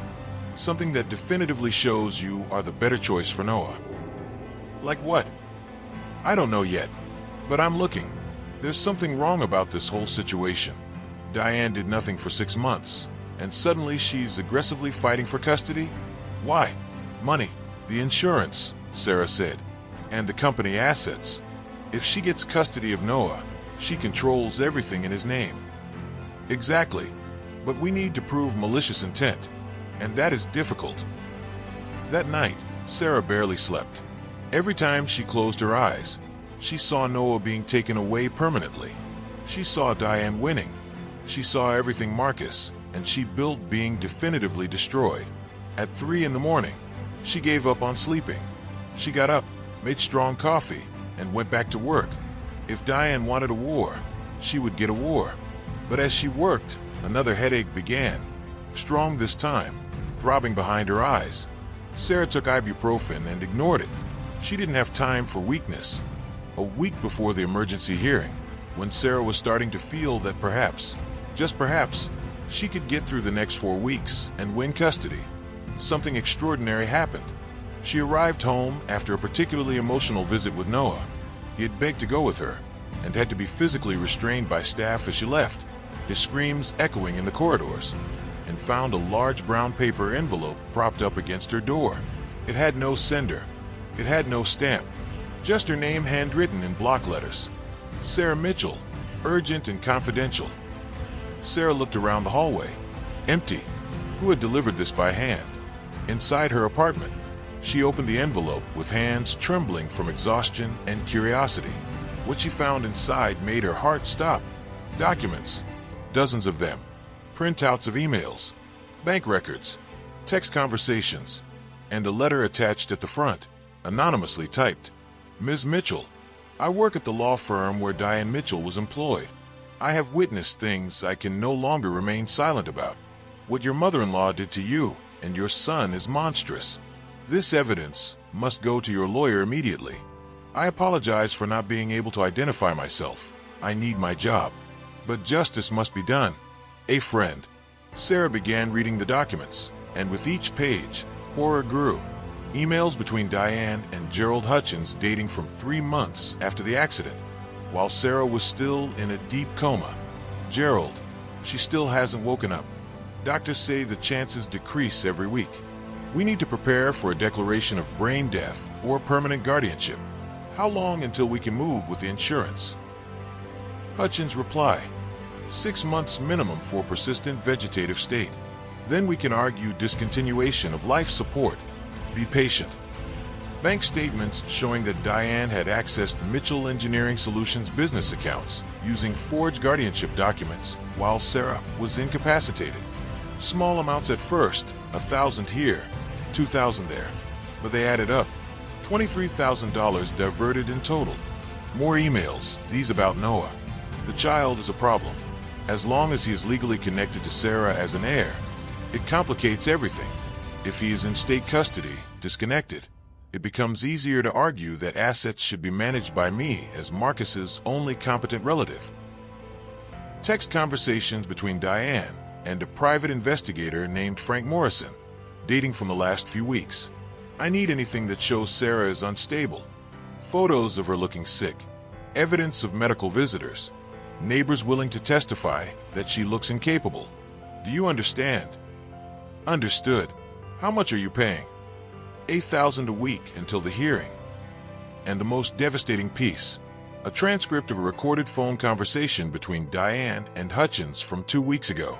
Diane, what if she actually regains custody? Was all this for nothing? Hutchins, then plan B. You file for generous visitation rights. Gradually, you document every small failure of hers. Eventually, you file for a change of custody citing neglect. It takes years, but it works. And in the meantime, you still have access to the money through legal loopholes I can exploit. Diane, years of pretending to care about that child. Hutchins, it's about the long game. And the $2 million are worth it, aren't they? Sarah dropped the documents, running to the bathroom where she vomited, not from physical illness, but from pure revulsion. Diane had planned everything. From the beginning, the abandonment of Noah was not panic, it was strategy. The fight for custody now was not remorse, it was greed. With trembling hands, Sarah photographed every document with her phone. Then she called Elena. "I need you. Now. I have evidence that changes everything." Elena arrived 30 minutes later. Sarah handed her the envelope and watched as the lawyer read, her expression shifting from curiosity to shock to cold anger. "My God," Elena whispered. This is criminal conspiracy. Fraud. Embezzlement. Sarah, this doesn't just win your custody case. This could put Diane in jail. Is it admissible? Anonymous evidence. The source is problematic, but the content, emails, bank statements, recordings, if we authenticate them, yes. And I can authenticate them. I can subpoena the original records now that I know where to look. How long? For subpoenas? A week if we're lucky. But Sarah, we don't have to wait to use this. We can present it as preliminary evidence at the emergency hearing, arguing that we've uncovered a conspiracy that questions every one of Diane's actions. For the first time in weeks, Sarah felt something other than despair. She felt hope. "Let's do it," she said. "We show the truth. All of it." Elena started organizing the documents. "One question. Do you have any idea who sent this?" Sarah shook her head. "None. But whoever it is, they saved everything. They saved me. They saved Noah." "An anonymous guardian angel," Elena murmured. "Sometimes the universe surprises you." The courtroom was fuller this time. Elena had requested an open emergency hearing due to the nature of the new evidence. Diane arrived confidently, Hutchins by her side, both clearly expecting to capitalize on Sarah's instability claims. Sarah arrived looking exactly what she was, exhausted, fragile, but fiercely determined. She had another severe headache that morning, but she had taken medication and forced herself to appear composed. Judge Hernandez entered, clearly annoyed at being called for an emergency hearing. Someone better have a very good reason for being here. Elena stood up. "Your Honor, we have evidence of criminal conspiracy and fraud that goes to the heart of this custody case." Hutchins jumped up. "Objection. This is—" "Sit down, Mr. Hutchins." The judge cut in. "Counselor Rodriguez, proceed." Elena began methodically, presenting each document, explaining each email, each suspicious bank transaction, each recorded conversation. Diane's face went from confident to pale to gray-green as the truth unfolded. "These emails," Elena continued, "clearly show that Diane Mitchell placed Noah in state custody, not due to inability to care, but as a deliberate strategy to disconnect him from inheritance. They show she diverted funds from Sarah and Marcus's company. And most damningly, they show she discussed with her lawyer ways to extend Sarah's suffering indefinitely to maximize financial gain." Judge Hernandez was reading the documents, her expression growing darker with each page. "Mr. Hutchins," she said finally, "did you participate in this conversation about Plan B?" Hutchins was sweating. "Your Honor, those recordings were illegally obtained." "Answer the question." "I provided legal advice on hypothetical options." "Hypothetical options, including documenting manufactured failures to build a false case of neglect." Silence. The judge turned to Diane. "Ms. Mitchell, stand up." Diane stood up with visibly trembling legs. "Do you have anything to say in your defense?" I was grieving. I wasn't thinking clearly. Those conversations they were taken out of context." "Context?" The judge repeated coldly. "In what context is it acceptable to abandon your grandson for financial gain? In what context is it acceptable to divert funds from a woman in a coma?" "I didn't mean to." "Madam," Judge Hernandez cut in, "I will issue multiple rulings. First, Diane Mitchell's petition for custody is permanently denied. Second, Diane Mitchell's visitation with Noah Mitchell is indefinitely suspended. Third, I am reporting this case to the Dallas County District Attorney's Office for criminal investigation of fraud and embezzlement." Diane made a sound like a wounded animal. "Fourth, The judge continued, turning to Sarah. Full custody is granted to Sarah Mitchell, effective immediately. No transition period. Noah Mitchell will be released to his mother today. Sarah felt her knees almost give way. Tears streamed freely, but these were tears of relief, of gratitude, of an impossible victory. Fifth, I am ordering Diane Mitchell to restitute all diverted funds within 30 days, under penalty of imprisonment for contempt. I don't have the money, Diane began. Then I suggest you find a way to get it. Sixth, Mr. Hutchins, you will appear before the Texas Commission on Professional Conduct. Your behavior is potentially disbarring. The room erupted in activity. Elena hugged Sarah. Diane sank into her chair, weeping. Hutchins was frantically packing his briefcase. Ms. Mitchell, the judge addressed Sarah one last time. Are you ready to go get your son today? Sarah wiped her tears, standing as straight as she could despite the crushing exhaustion. Yes, Your Honor. I am ready. Then go get him. And Ms. Mitchell. The judge paused. Your son is very lucky. Not every child has a mother willing to fight like that.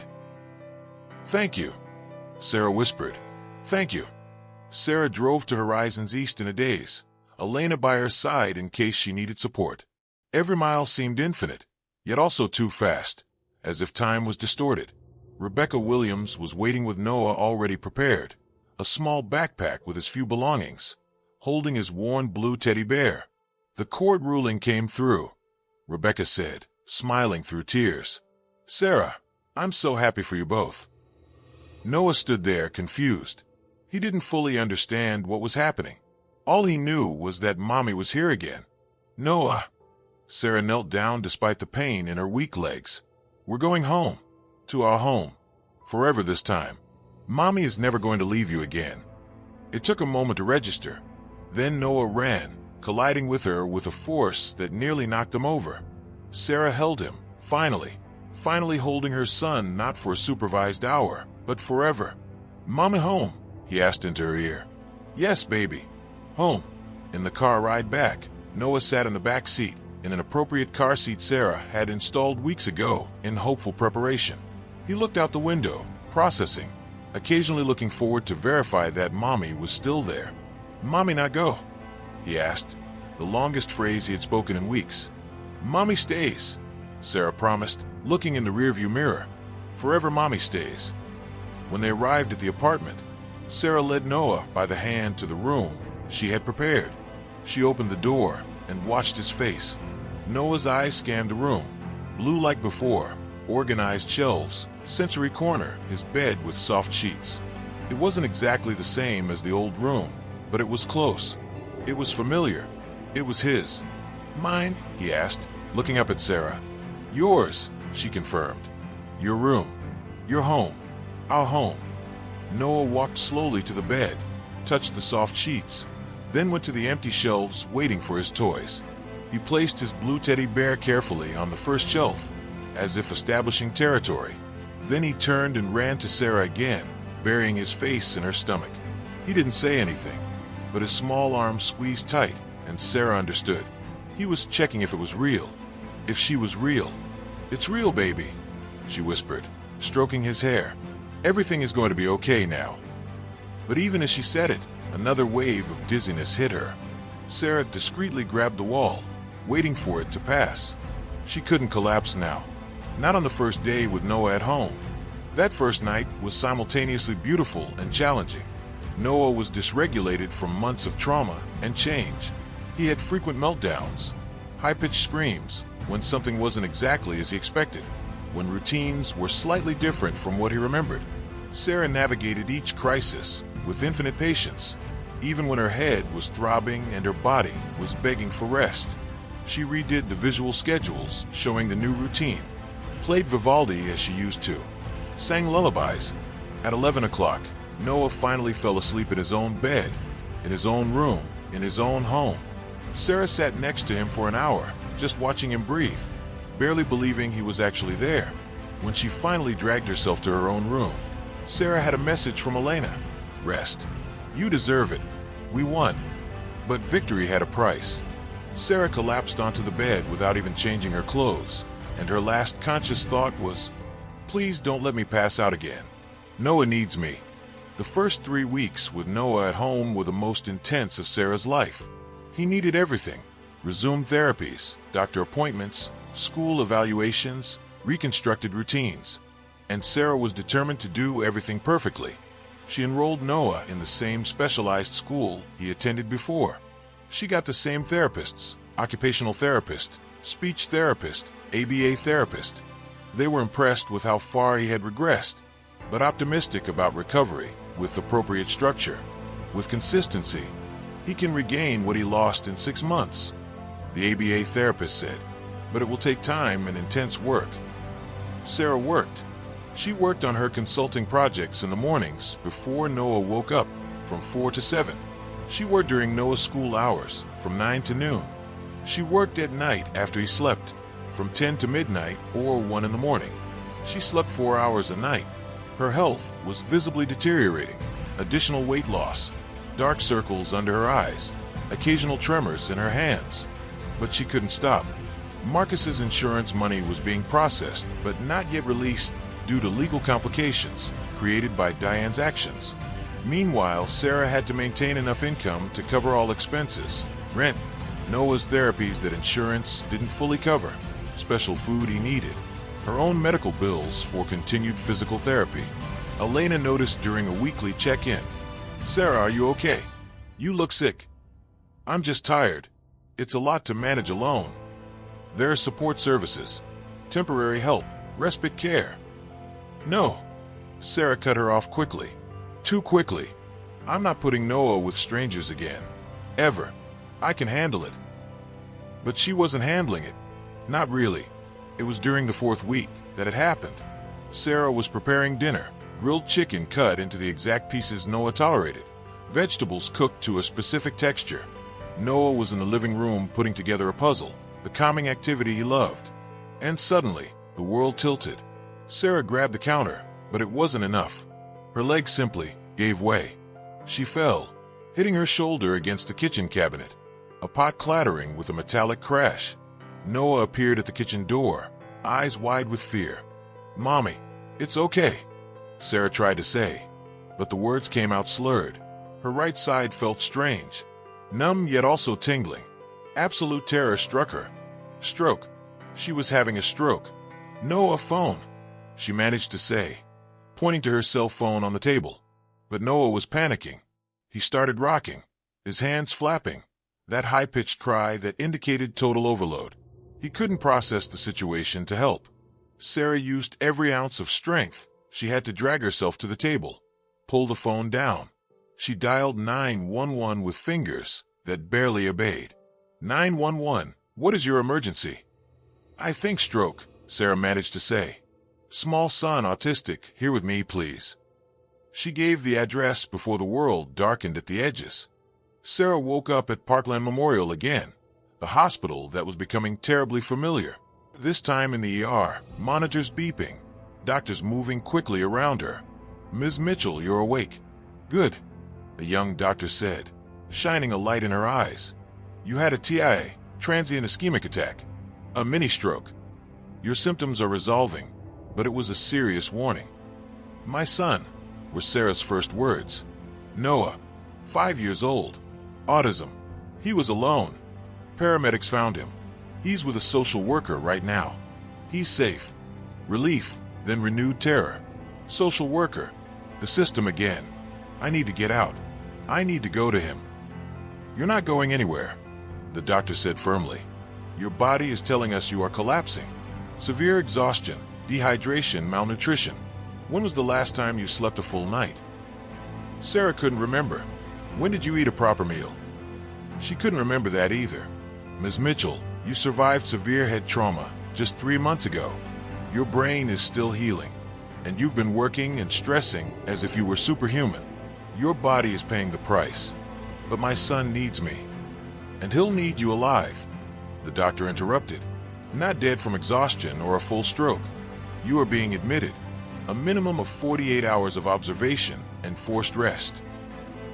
Sarah wanted to argue, but knew she was defeated. Not just by the doctor, but by her own body that was screaming for relief. Elena appeared 2 hours later, bringing news Sarah feared.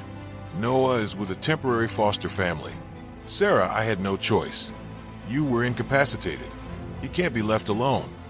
No, Sarah whispered, tears streaming. Not again. I just brought him home. It's temporary, just until you're discharged and doctors attest that you're stable. But Sarah, Elena paused, clearly struggling. The Department of Family Services was notified.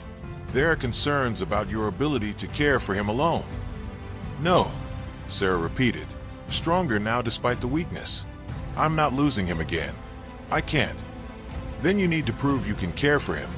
And that means taking care of yourself first. Please, Sarah. Rest. Recover. Otherwise, Elena didn't finish, but Sarah understood.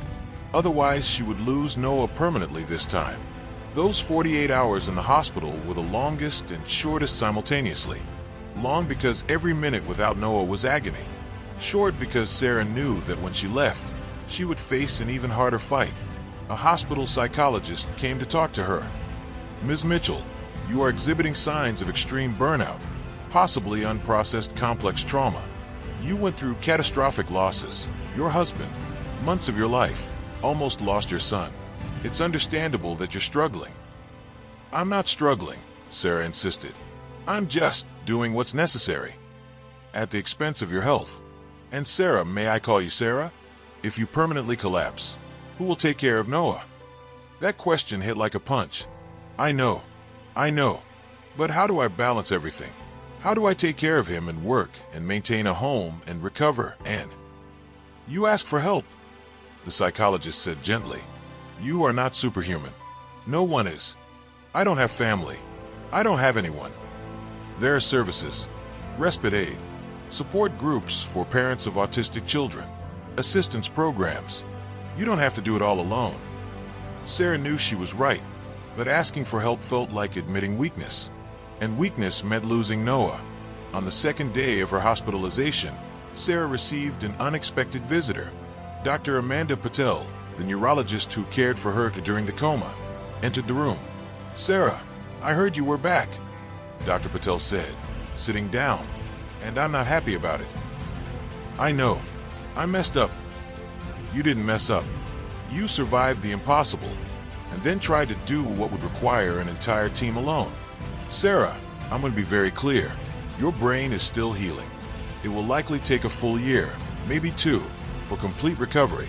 You need adequate rest, stress management, or you risk permanent damage.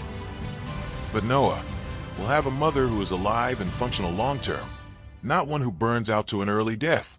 Did you hear me? Sarah nodded, ashamed and scared. Good. Now, I'm going to write an honest medical report for the court. It will say you are capable of caring for Noah, but you need a support structure, and it will strongly recommend that you accept that structure. 2 days later, Sarah was discharged with strict instructions. At least 7 hours of sleep per night, regular meals, reduced working hours, and weekly therapy with a psychologist. And Noah remained with a foster family for 2 more weeks while Sarah stabilized. They were the 2 loneliest weeks of her life. Elena connected Sarah with a support group in Dallas called North Texas Special Needs Parents. Weekly meetings, parents sharing challenges and resources. Sarah reluctantly went to the first meeting at a community church in Richardson. She expected judgment, pitying glances. Instead, she found understanding. My son has cerebral palsy, a woman named Janet shared, and I tried to do everything alone for 3 years until I collapsed. Literally collapsed. Spent a week in the hospital. That's when I learned that asking for help isn't weakness, it's survival. My daughter has Down syndrome, a man named Robert said, and the system is brutal for single parents. But there are resources. You just have to know where to look. They shared contacts, therapists who worked on a sliding scale, state assistance programs, respite care groups. Sarah took furious notes, realizing how much she didn't know. After the meeting, a woman approached her. She was Indian, maybe a few years older than Sarah, with kind eyes. I'm Priya Desai. She introduced herself. My son Arjun has autism, level 2 like your Noah. I heard your story about the accident, the coma, everything. It's extraordinary that you're even here. I don't feel extraordinary, Sarah admitted. I feel exhausted and incompetent. You just survived the impossible. Give yourself credit. And Sarah, if you ever need someone to stay with Noah occasionally, just a few hours for you to rest, Arjun and I can do that. Arjun loves having friends who understand him. Sarah felt tears welling up. You would do that. Community, Priya said simply. It's how we survive. For the first time since the accident, Sarah didn't feel completely alone. The custody review hearing took place 3 weeks after Sarah's TIA. She arrived prepared this time, not just with medical documentation, but with a plan. Your Honor, Elena presented. Sarah Mitchell recognizes she had a medical crisis, but she has taken proactive steps. She has reduced working hours to a manageable level. She enrolled in a state assistance program that subsidizes part of Noah's therapies. She joined a support group. She has a network of parents willing to help with occasional respite care. Judge Hernandez reviewed the documents. Ms. Mitchell, do you understand that collapsing with a dependent child is serious? Yes, Your Honor, completely. And it was a wake-up call. I was trying to be the perfect mother, but perfection doesn't exist. There's only doing the best you can and asking for help when you need it. How is your health now? Better. Sleeping adequately. Eating regularly. Following medical recommendations. And I will continue to do so. The judge took long notes. Then, custody will be returned to Sarah Mitchell under supervision. A social worker will conduct monthly home visits for 6 months. If there is another crisis, we will reevaluate. Sarah, be clear. You have no more margin for error. I understand. Thank you. Noah was returned that afternoon. The foster family, a retired couple named Thompson, were kind. But Sarah saw confusion in Noah's eyes. Another change. More uncertainty. Mommy stays now? He asked in the car, that fear in his voice. Mommy stays, Sarah promised. And Mommy is better now. Mommy learned. And she had learned. She accepted help. When Priya offered to watch Noah for 3 hours on Saturday so Sarah could rest, she accepted. When the support group organized a fundraiser to help with medical expenses, she accepted with gratitude. Slowly, life began to stabilize. It was during a support group meeting 2 months later that the seed of a new idea was planted. Janet, the mother of the child with cerebral palsy, was sharing her frustration. When I needed emergency hospitalization, my son went into temporary foster care. And they tried, but they didn't understand his needs. He regressed so much in just 1 week. Same here, Robert added. My daughter spent time in a respite facility, and the staff, though well-meaning, weren't trained for Down syndrome. It was a disaster. Murmurs of agreement went around the room. Sarah was listening, and something clicked in her mind. Noah had regressed terribly in the 6 months in a standard institution because no one there truly understood autism. The existing system simply wasn't equipped. What if? Sarah said slowly, the idea forming as she spoke. There was a place specifically for children with special needs when families go through crises. Not a permanent institution, but a short-term respite center with truly trained staff. That would be a miracle, Priya said. But who would fund something like that? It would cost a fortune. Sarah thought about Marcus's insurance. $2 million that had finally been released after Diane was forced to return the diverted funds, and all the legal complications were resolved. She had planned to invest it conservatively, live off the income while rebuilding her engineering consultancy. But what if there was a greater purpose? I could, Sarah said. I mean, not alone. I'd need partners, advice, experts. But I have resources now, and I have the personal knowledge of why it's necessary. The room went quiet, then buzzed with excitement. Are you serious? I think so, Sarah said, surprising herself. I need to plan research. It would probably take years to develop properly. But it would be incredible, Janet finished. Sarah, if you do this, I'll help. Any way I can. Me too, Robert said. And me, Priya added. Sarah felt something she hadn't felt in a long time. Not just hope, but purpose. Marcus always said they built things, bridges, buildings, infrastructure, things that help people. Maybe she could build one last thing in his memory, something that would help children like Noah and parents like her. The next few months were transformative. Sarah cut her consulting hours in half, focusing on strategic projects that paid well but demanded less time. She used the freed-up hours to research respite centers, Texas child care regulations, and best practices for children with special needs. She formed an advisory board with other parents from the support group, plus therapists, special educators, and disability lawyers. She bought a small building in Garland, an affordable yet well-located area, close to medical resources. She named the center Marcus's House, a memorial respite center for children with special needs. It would be a place where children could stay for days or weeks while parents dealt with medical emergencies, family crises, or simply needed rest before they broke. But it wouldn't be a cold institution. It would be a home. Small rooms instead of dormitories. Staff trained not just in first aid, but in autism, Down syndrome, cerebral palsy, and dozens of other conditions. On-site therapies, continuity of care. It will cost about $800,000 to launch properly, Sarah's financial consultant warned. Almost half of your resources. It's very risky. Some things are worth the risk, Sarah replied. Noah was thriving again, with a consistent routine, regular therapies, and a mother who was no longer constantly on the verge of collapse. He regained most of what he had lost. Now 6 years old, he was speaking in full sentences, making friends at his specialized school, smiling again. "Mommy make house for kids?" he asked one evening, when Sarah explained the project in simple terms. "Yes, for special kids like you, when they need a safe place." "Good," Noah said, considering. "Kids need mommies, but sometimes mommies need help." Simple wisdom from a 6-year-old who understood more than many adults. Marcus's House opened 18 months after Sarah woke up from the coma. The opening ceremony was small but significant. Parents from the support group, therapists who worked with Noah, even Maria and Dr. Patel from Parkland Memorial. "Marcus would be proud," Elena said, hugging Sarah. "He wanted to build things that mattered," Sarah replied, looking at the building that now sported colorful signs and children's drawings on the windows. "I think this matters." During the first month, Marcus's House served 4 families. In the second month, 8. Word spread.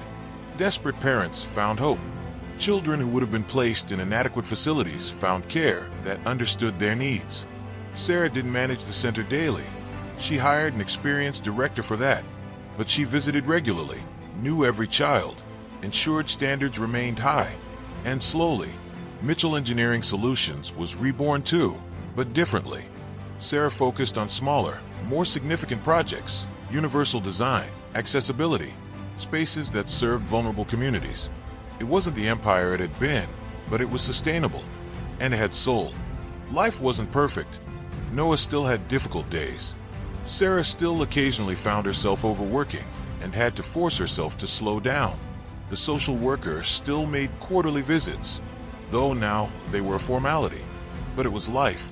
It was good, and it was theirs. 15 years passed like a breath and an eternity simultaneously. Noah was 21 now, a handsome young man who had graduated from a special education program and worked part-time at Marcus's House, helping with maintenance tasks. He still lived with Sarah. He probably always would, his independence having limits, but he was happy, functional, loved. Sarah was 48, her hair starting to gray at the temples, wrinkles around her eyes that came equally from years of smiles and worries. Marcus's House had expanded to 3 locations in Dallas-Fort Worth, serving over 100 families annually. She was in her home office one afternoon in October when the phone rang. Unknown number. "Sarah Mitchell," she answered. "Ms. Mitchell, this is Riverside Memory Care Facility. We're calling about Diane Mitchell. You're listed as an emergency contact." Sarah froze. She hadn't spoken to Diane in 15 years. Not since court, when Diane avoided jail but was placed on probation and forced to pay restitution. Why am I listed?" "Apparently you are the only person she can consistently remember. Ms. Mitchell, your mother-in-law has early onset Alzheimer's. The progression has been rapid. She is asking for you. And for Noah. For me? After everything. She's confused most of the time. But there are moments of clarity where she talks about regret, about the son she lost, about her grandson, saying she can't remember Marcus's face unless she sees Noah. I know your history is complicated, but she's alone here. No visitors, no family. If you can find it in your heart. Sarah hung up, saying she would think about it. She sat in silence for a long hour.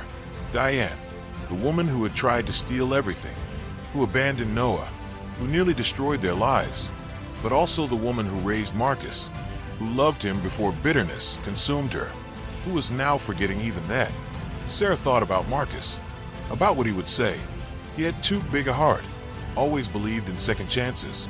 She also thought about Noah, about everything he had taught her about different kinds of strength. 3 days later, Sarah drove to Riverside Memory Care in the Dallas suburbs.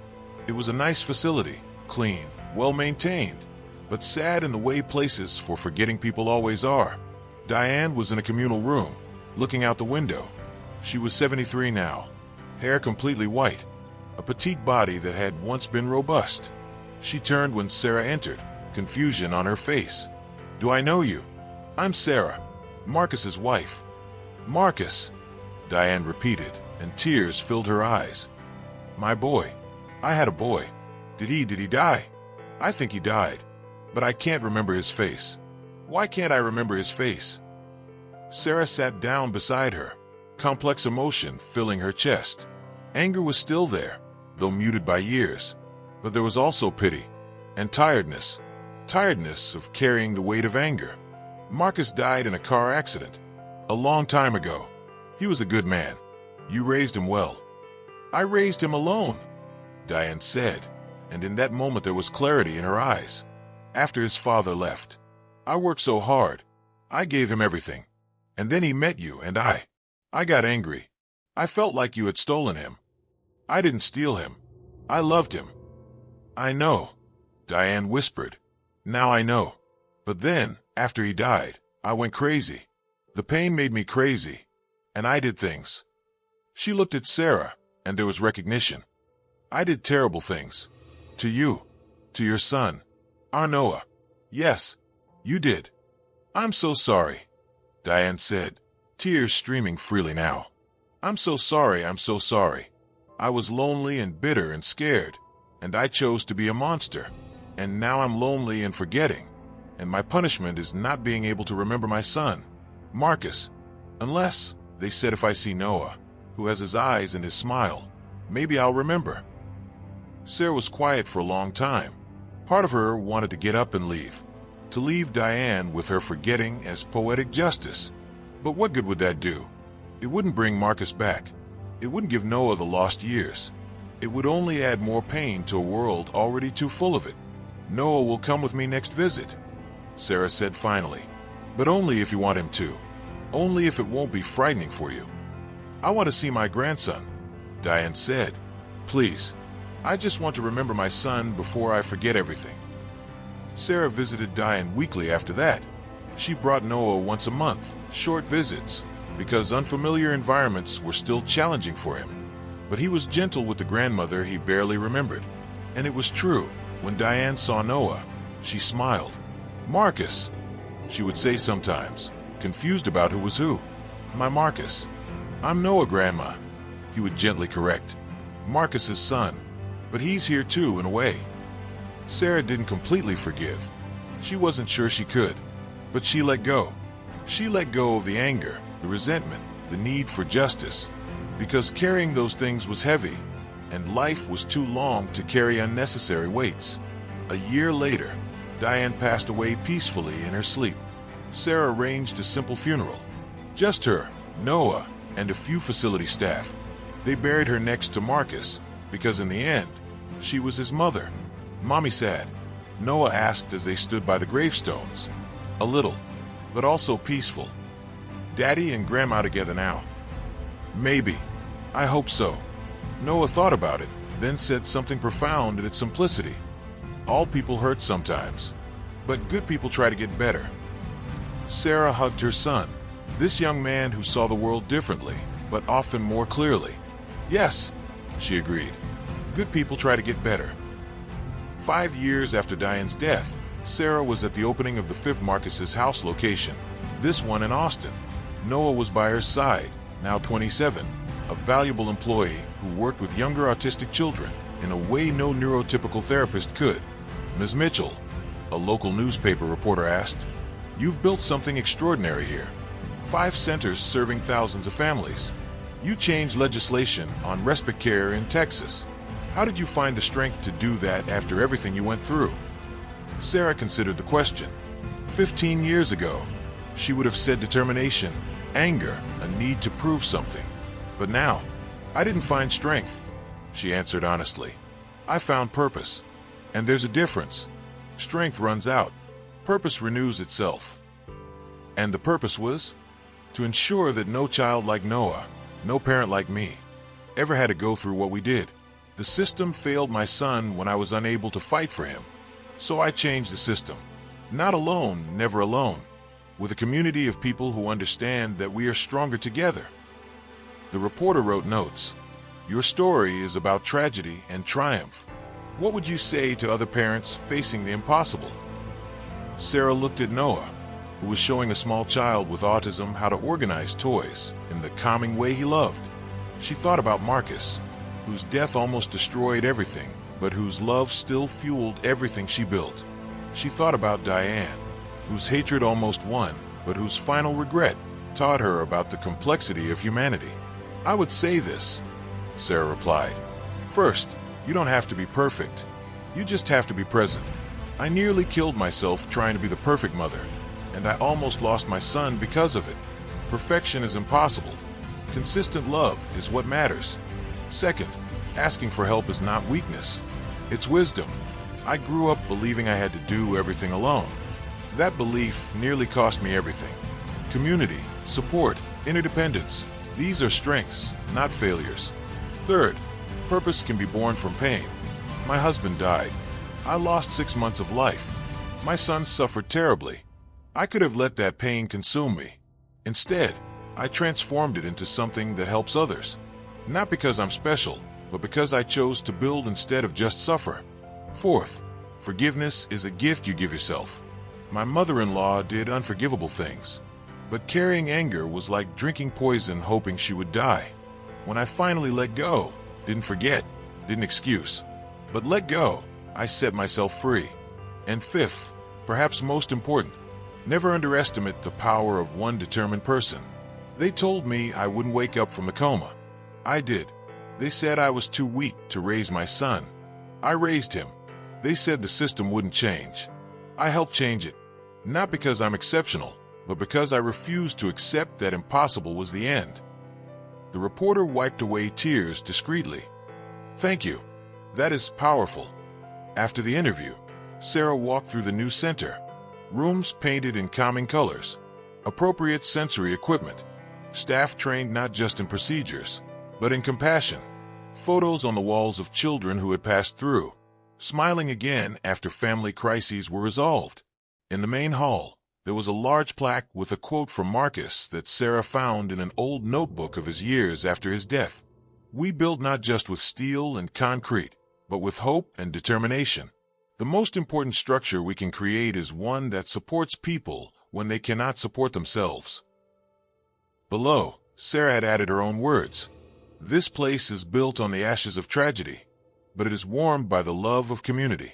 No family should face the impossible alone. Here, no one has to." Noah came to stand beside her, looking at the plaque. "Daddy would be proud, right, Mommy?" "Yes, baby. Very proud. Of you, too. I helped build it. You helped build it.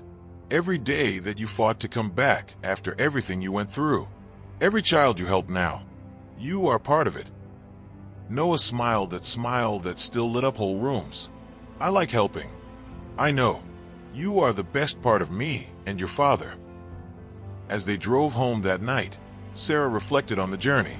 15 years since the accident that changed everything. 15 years of struggle, growth, loss, and building. She was 48 now, but she felt simultaneously younger and older. Younger because she found joy again, a purpose that energized her. Older because wisdom bought with suffering always ages the soul. Mitchell Engineering Solutions never returned to what it was, but Sarah didn't want it to. She consulted selectively, focusing on projects that mattered: accessible schools, community centers, public spaces that served everyone. It was enough. Marcus's house expanded beyond what she dreamed. The legislation she helped advocate for, the Texas Special Needs Respite Care Act, ensured that similar facilities received state subsidies. Other states began replicating the model.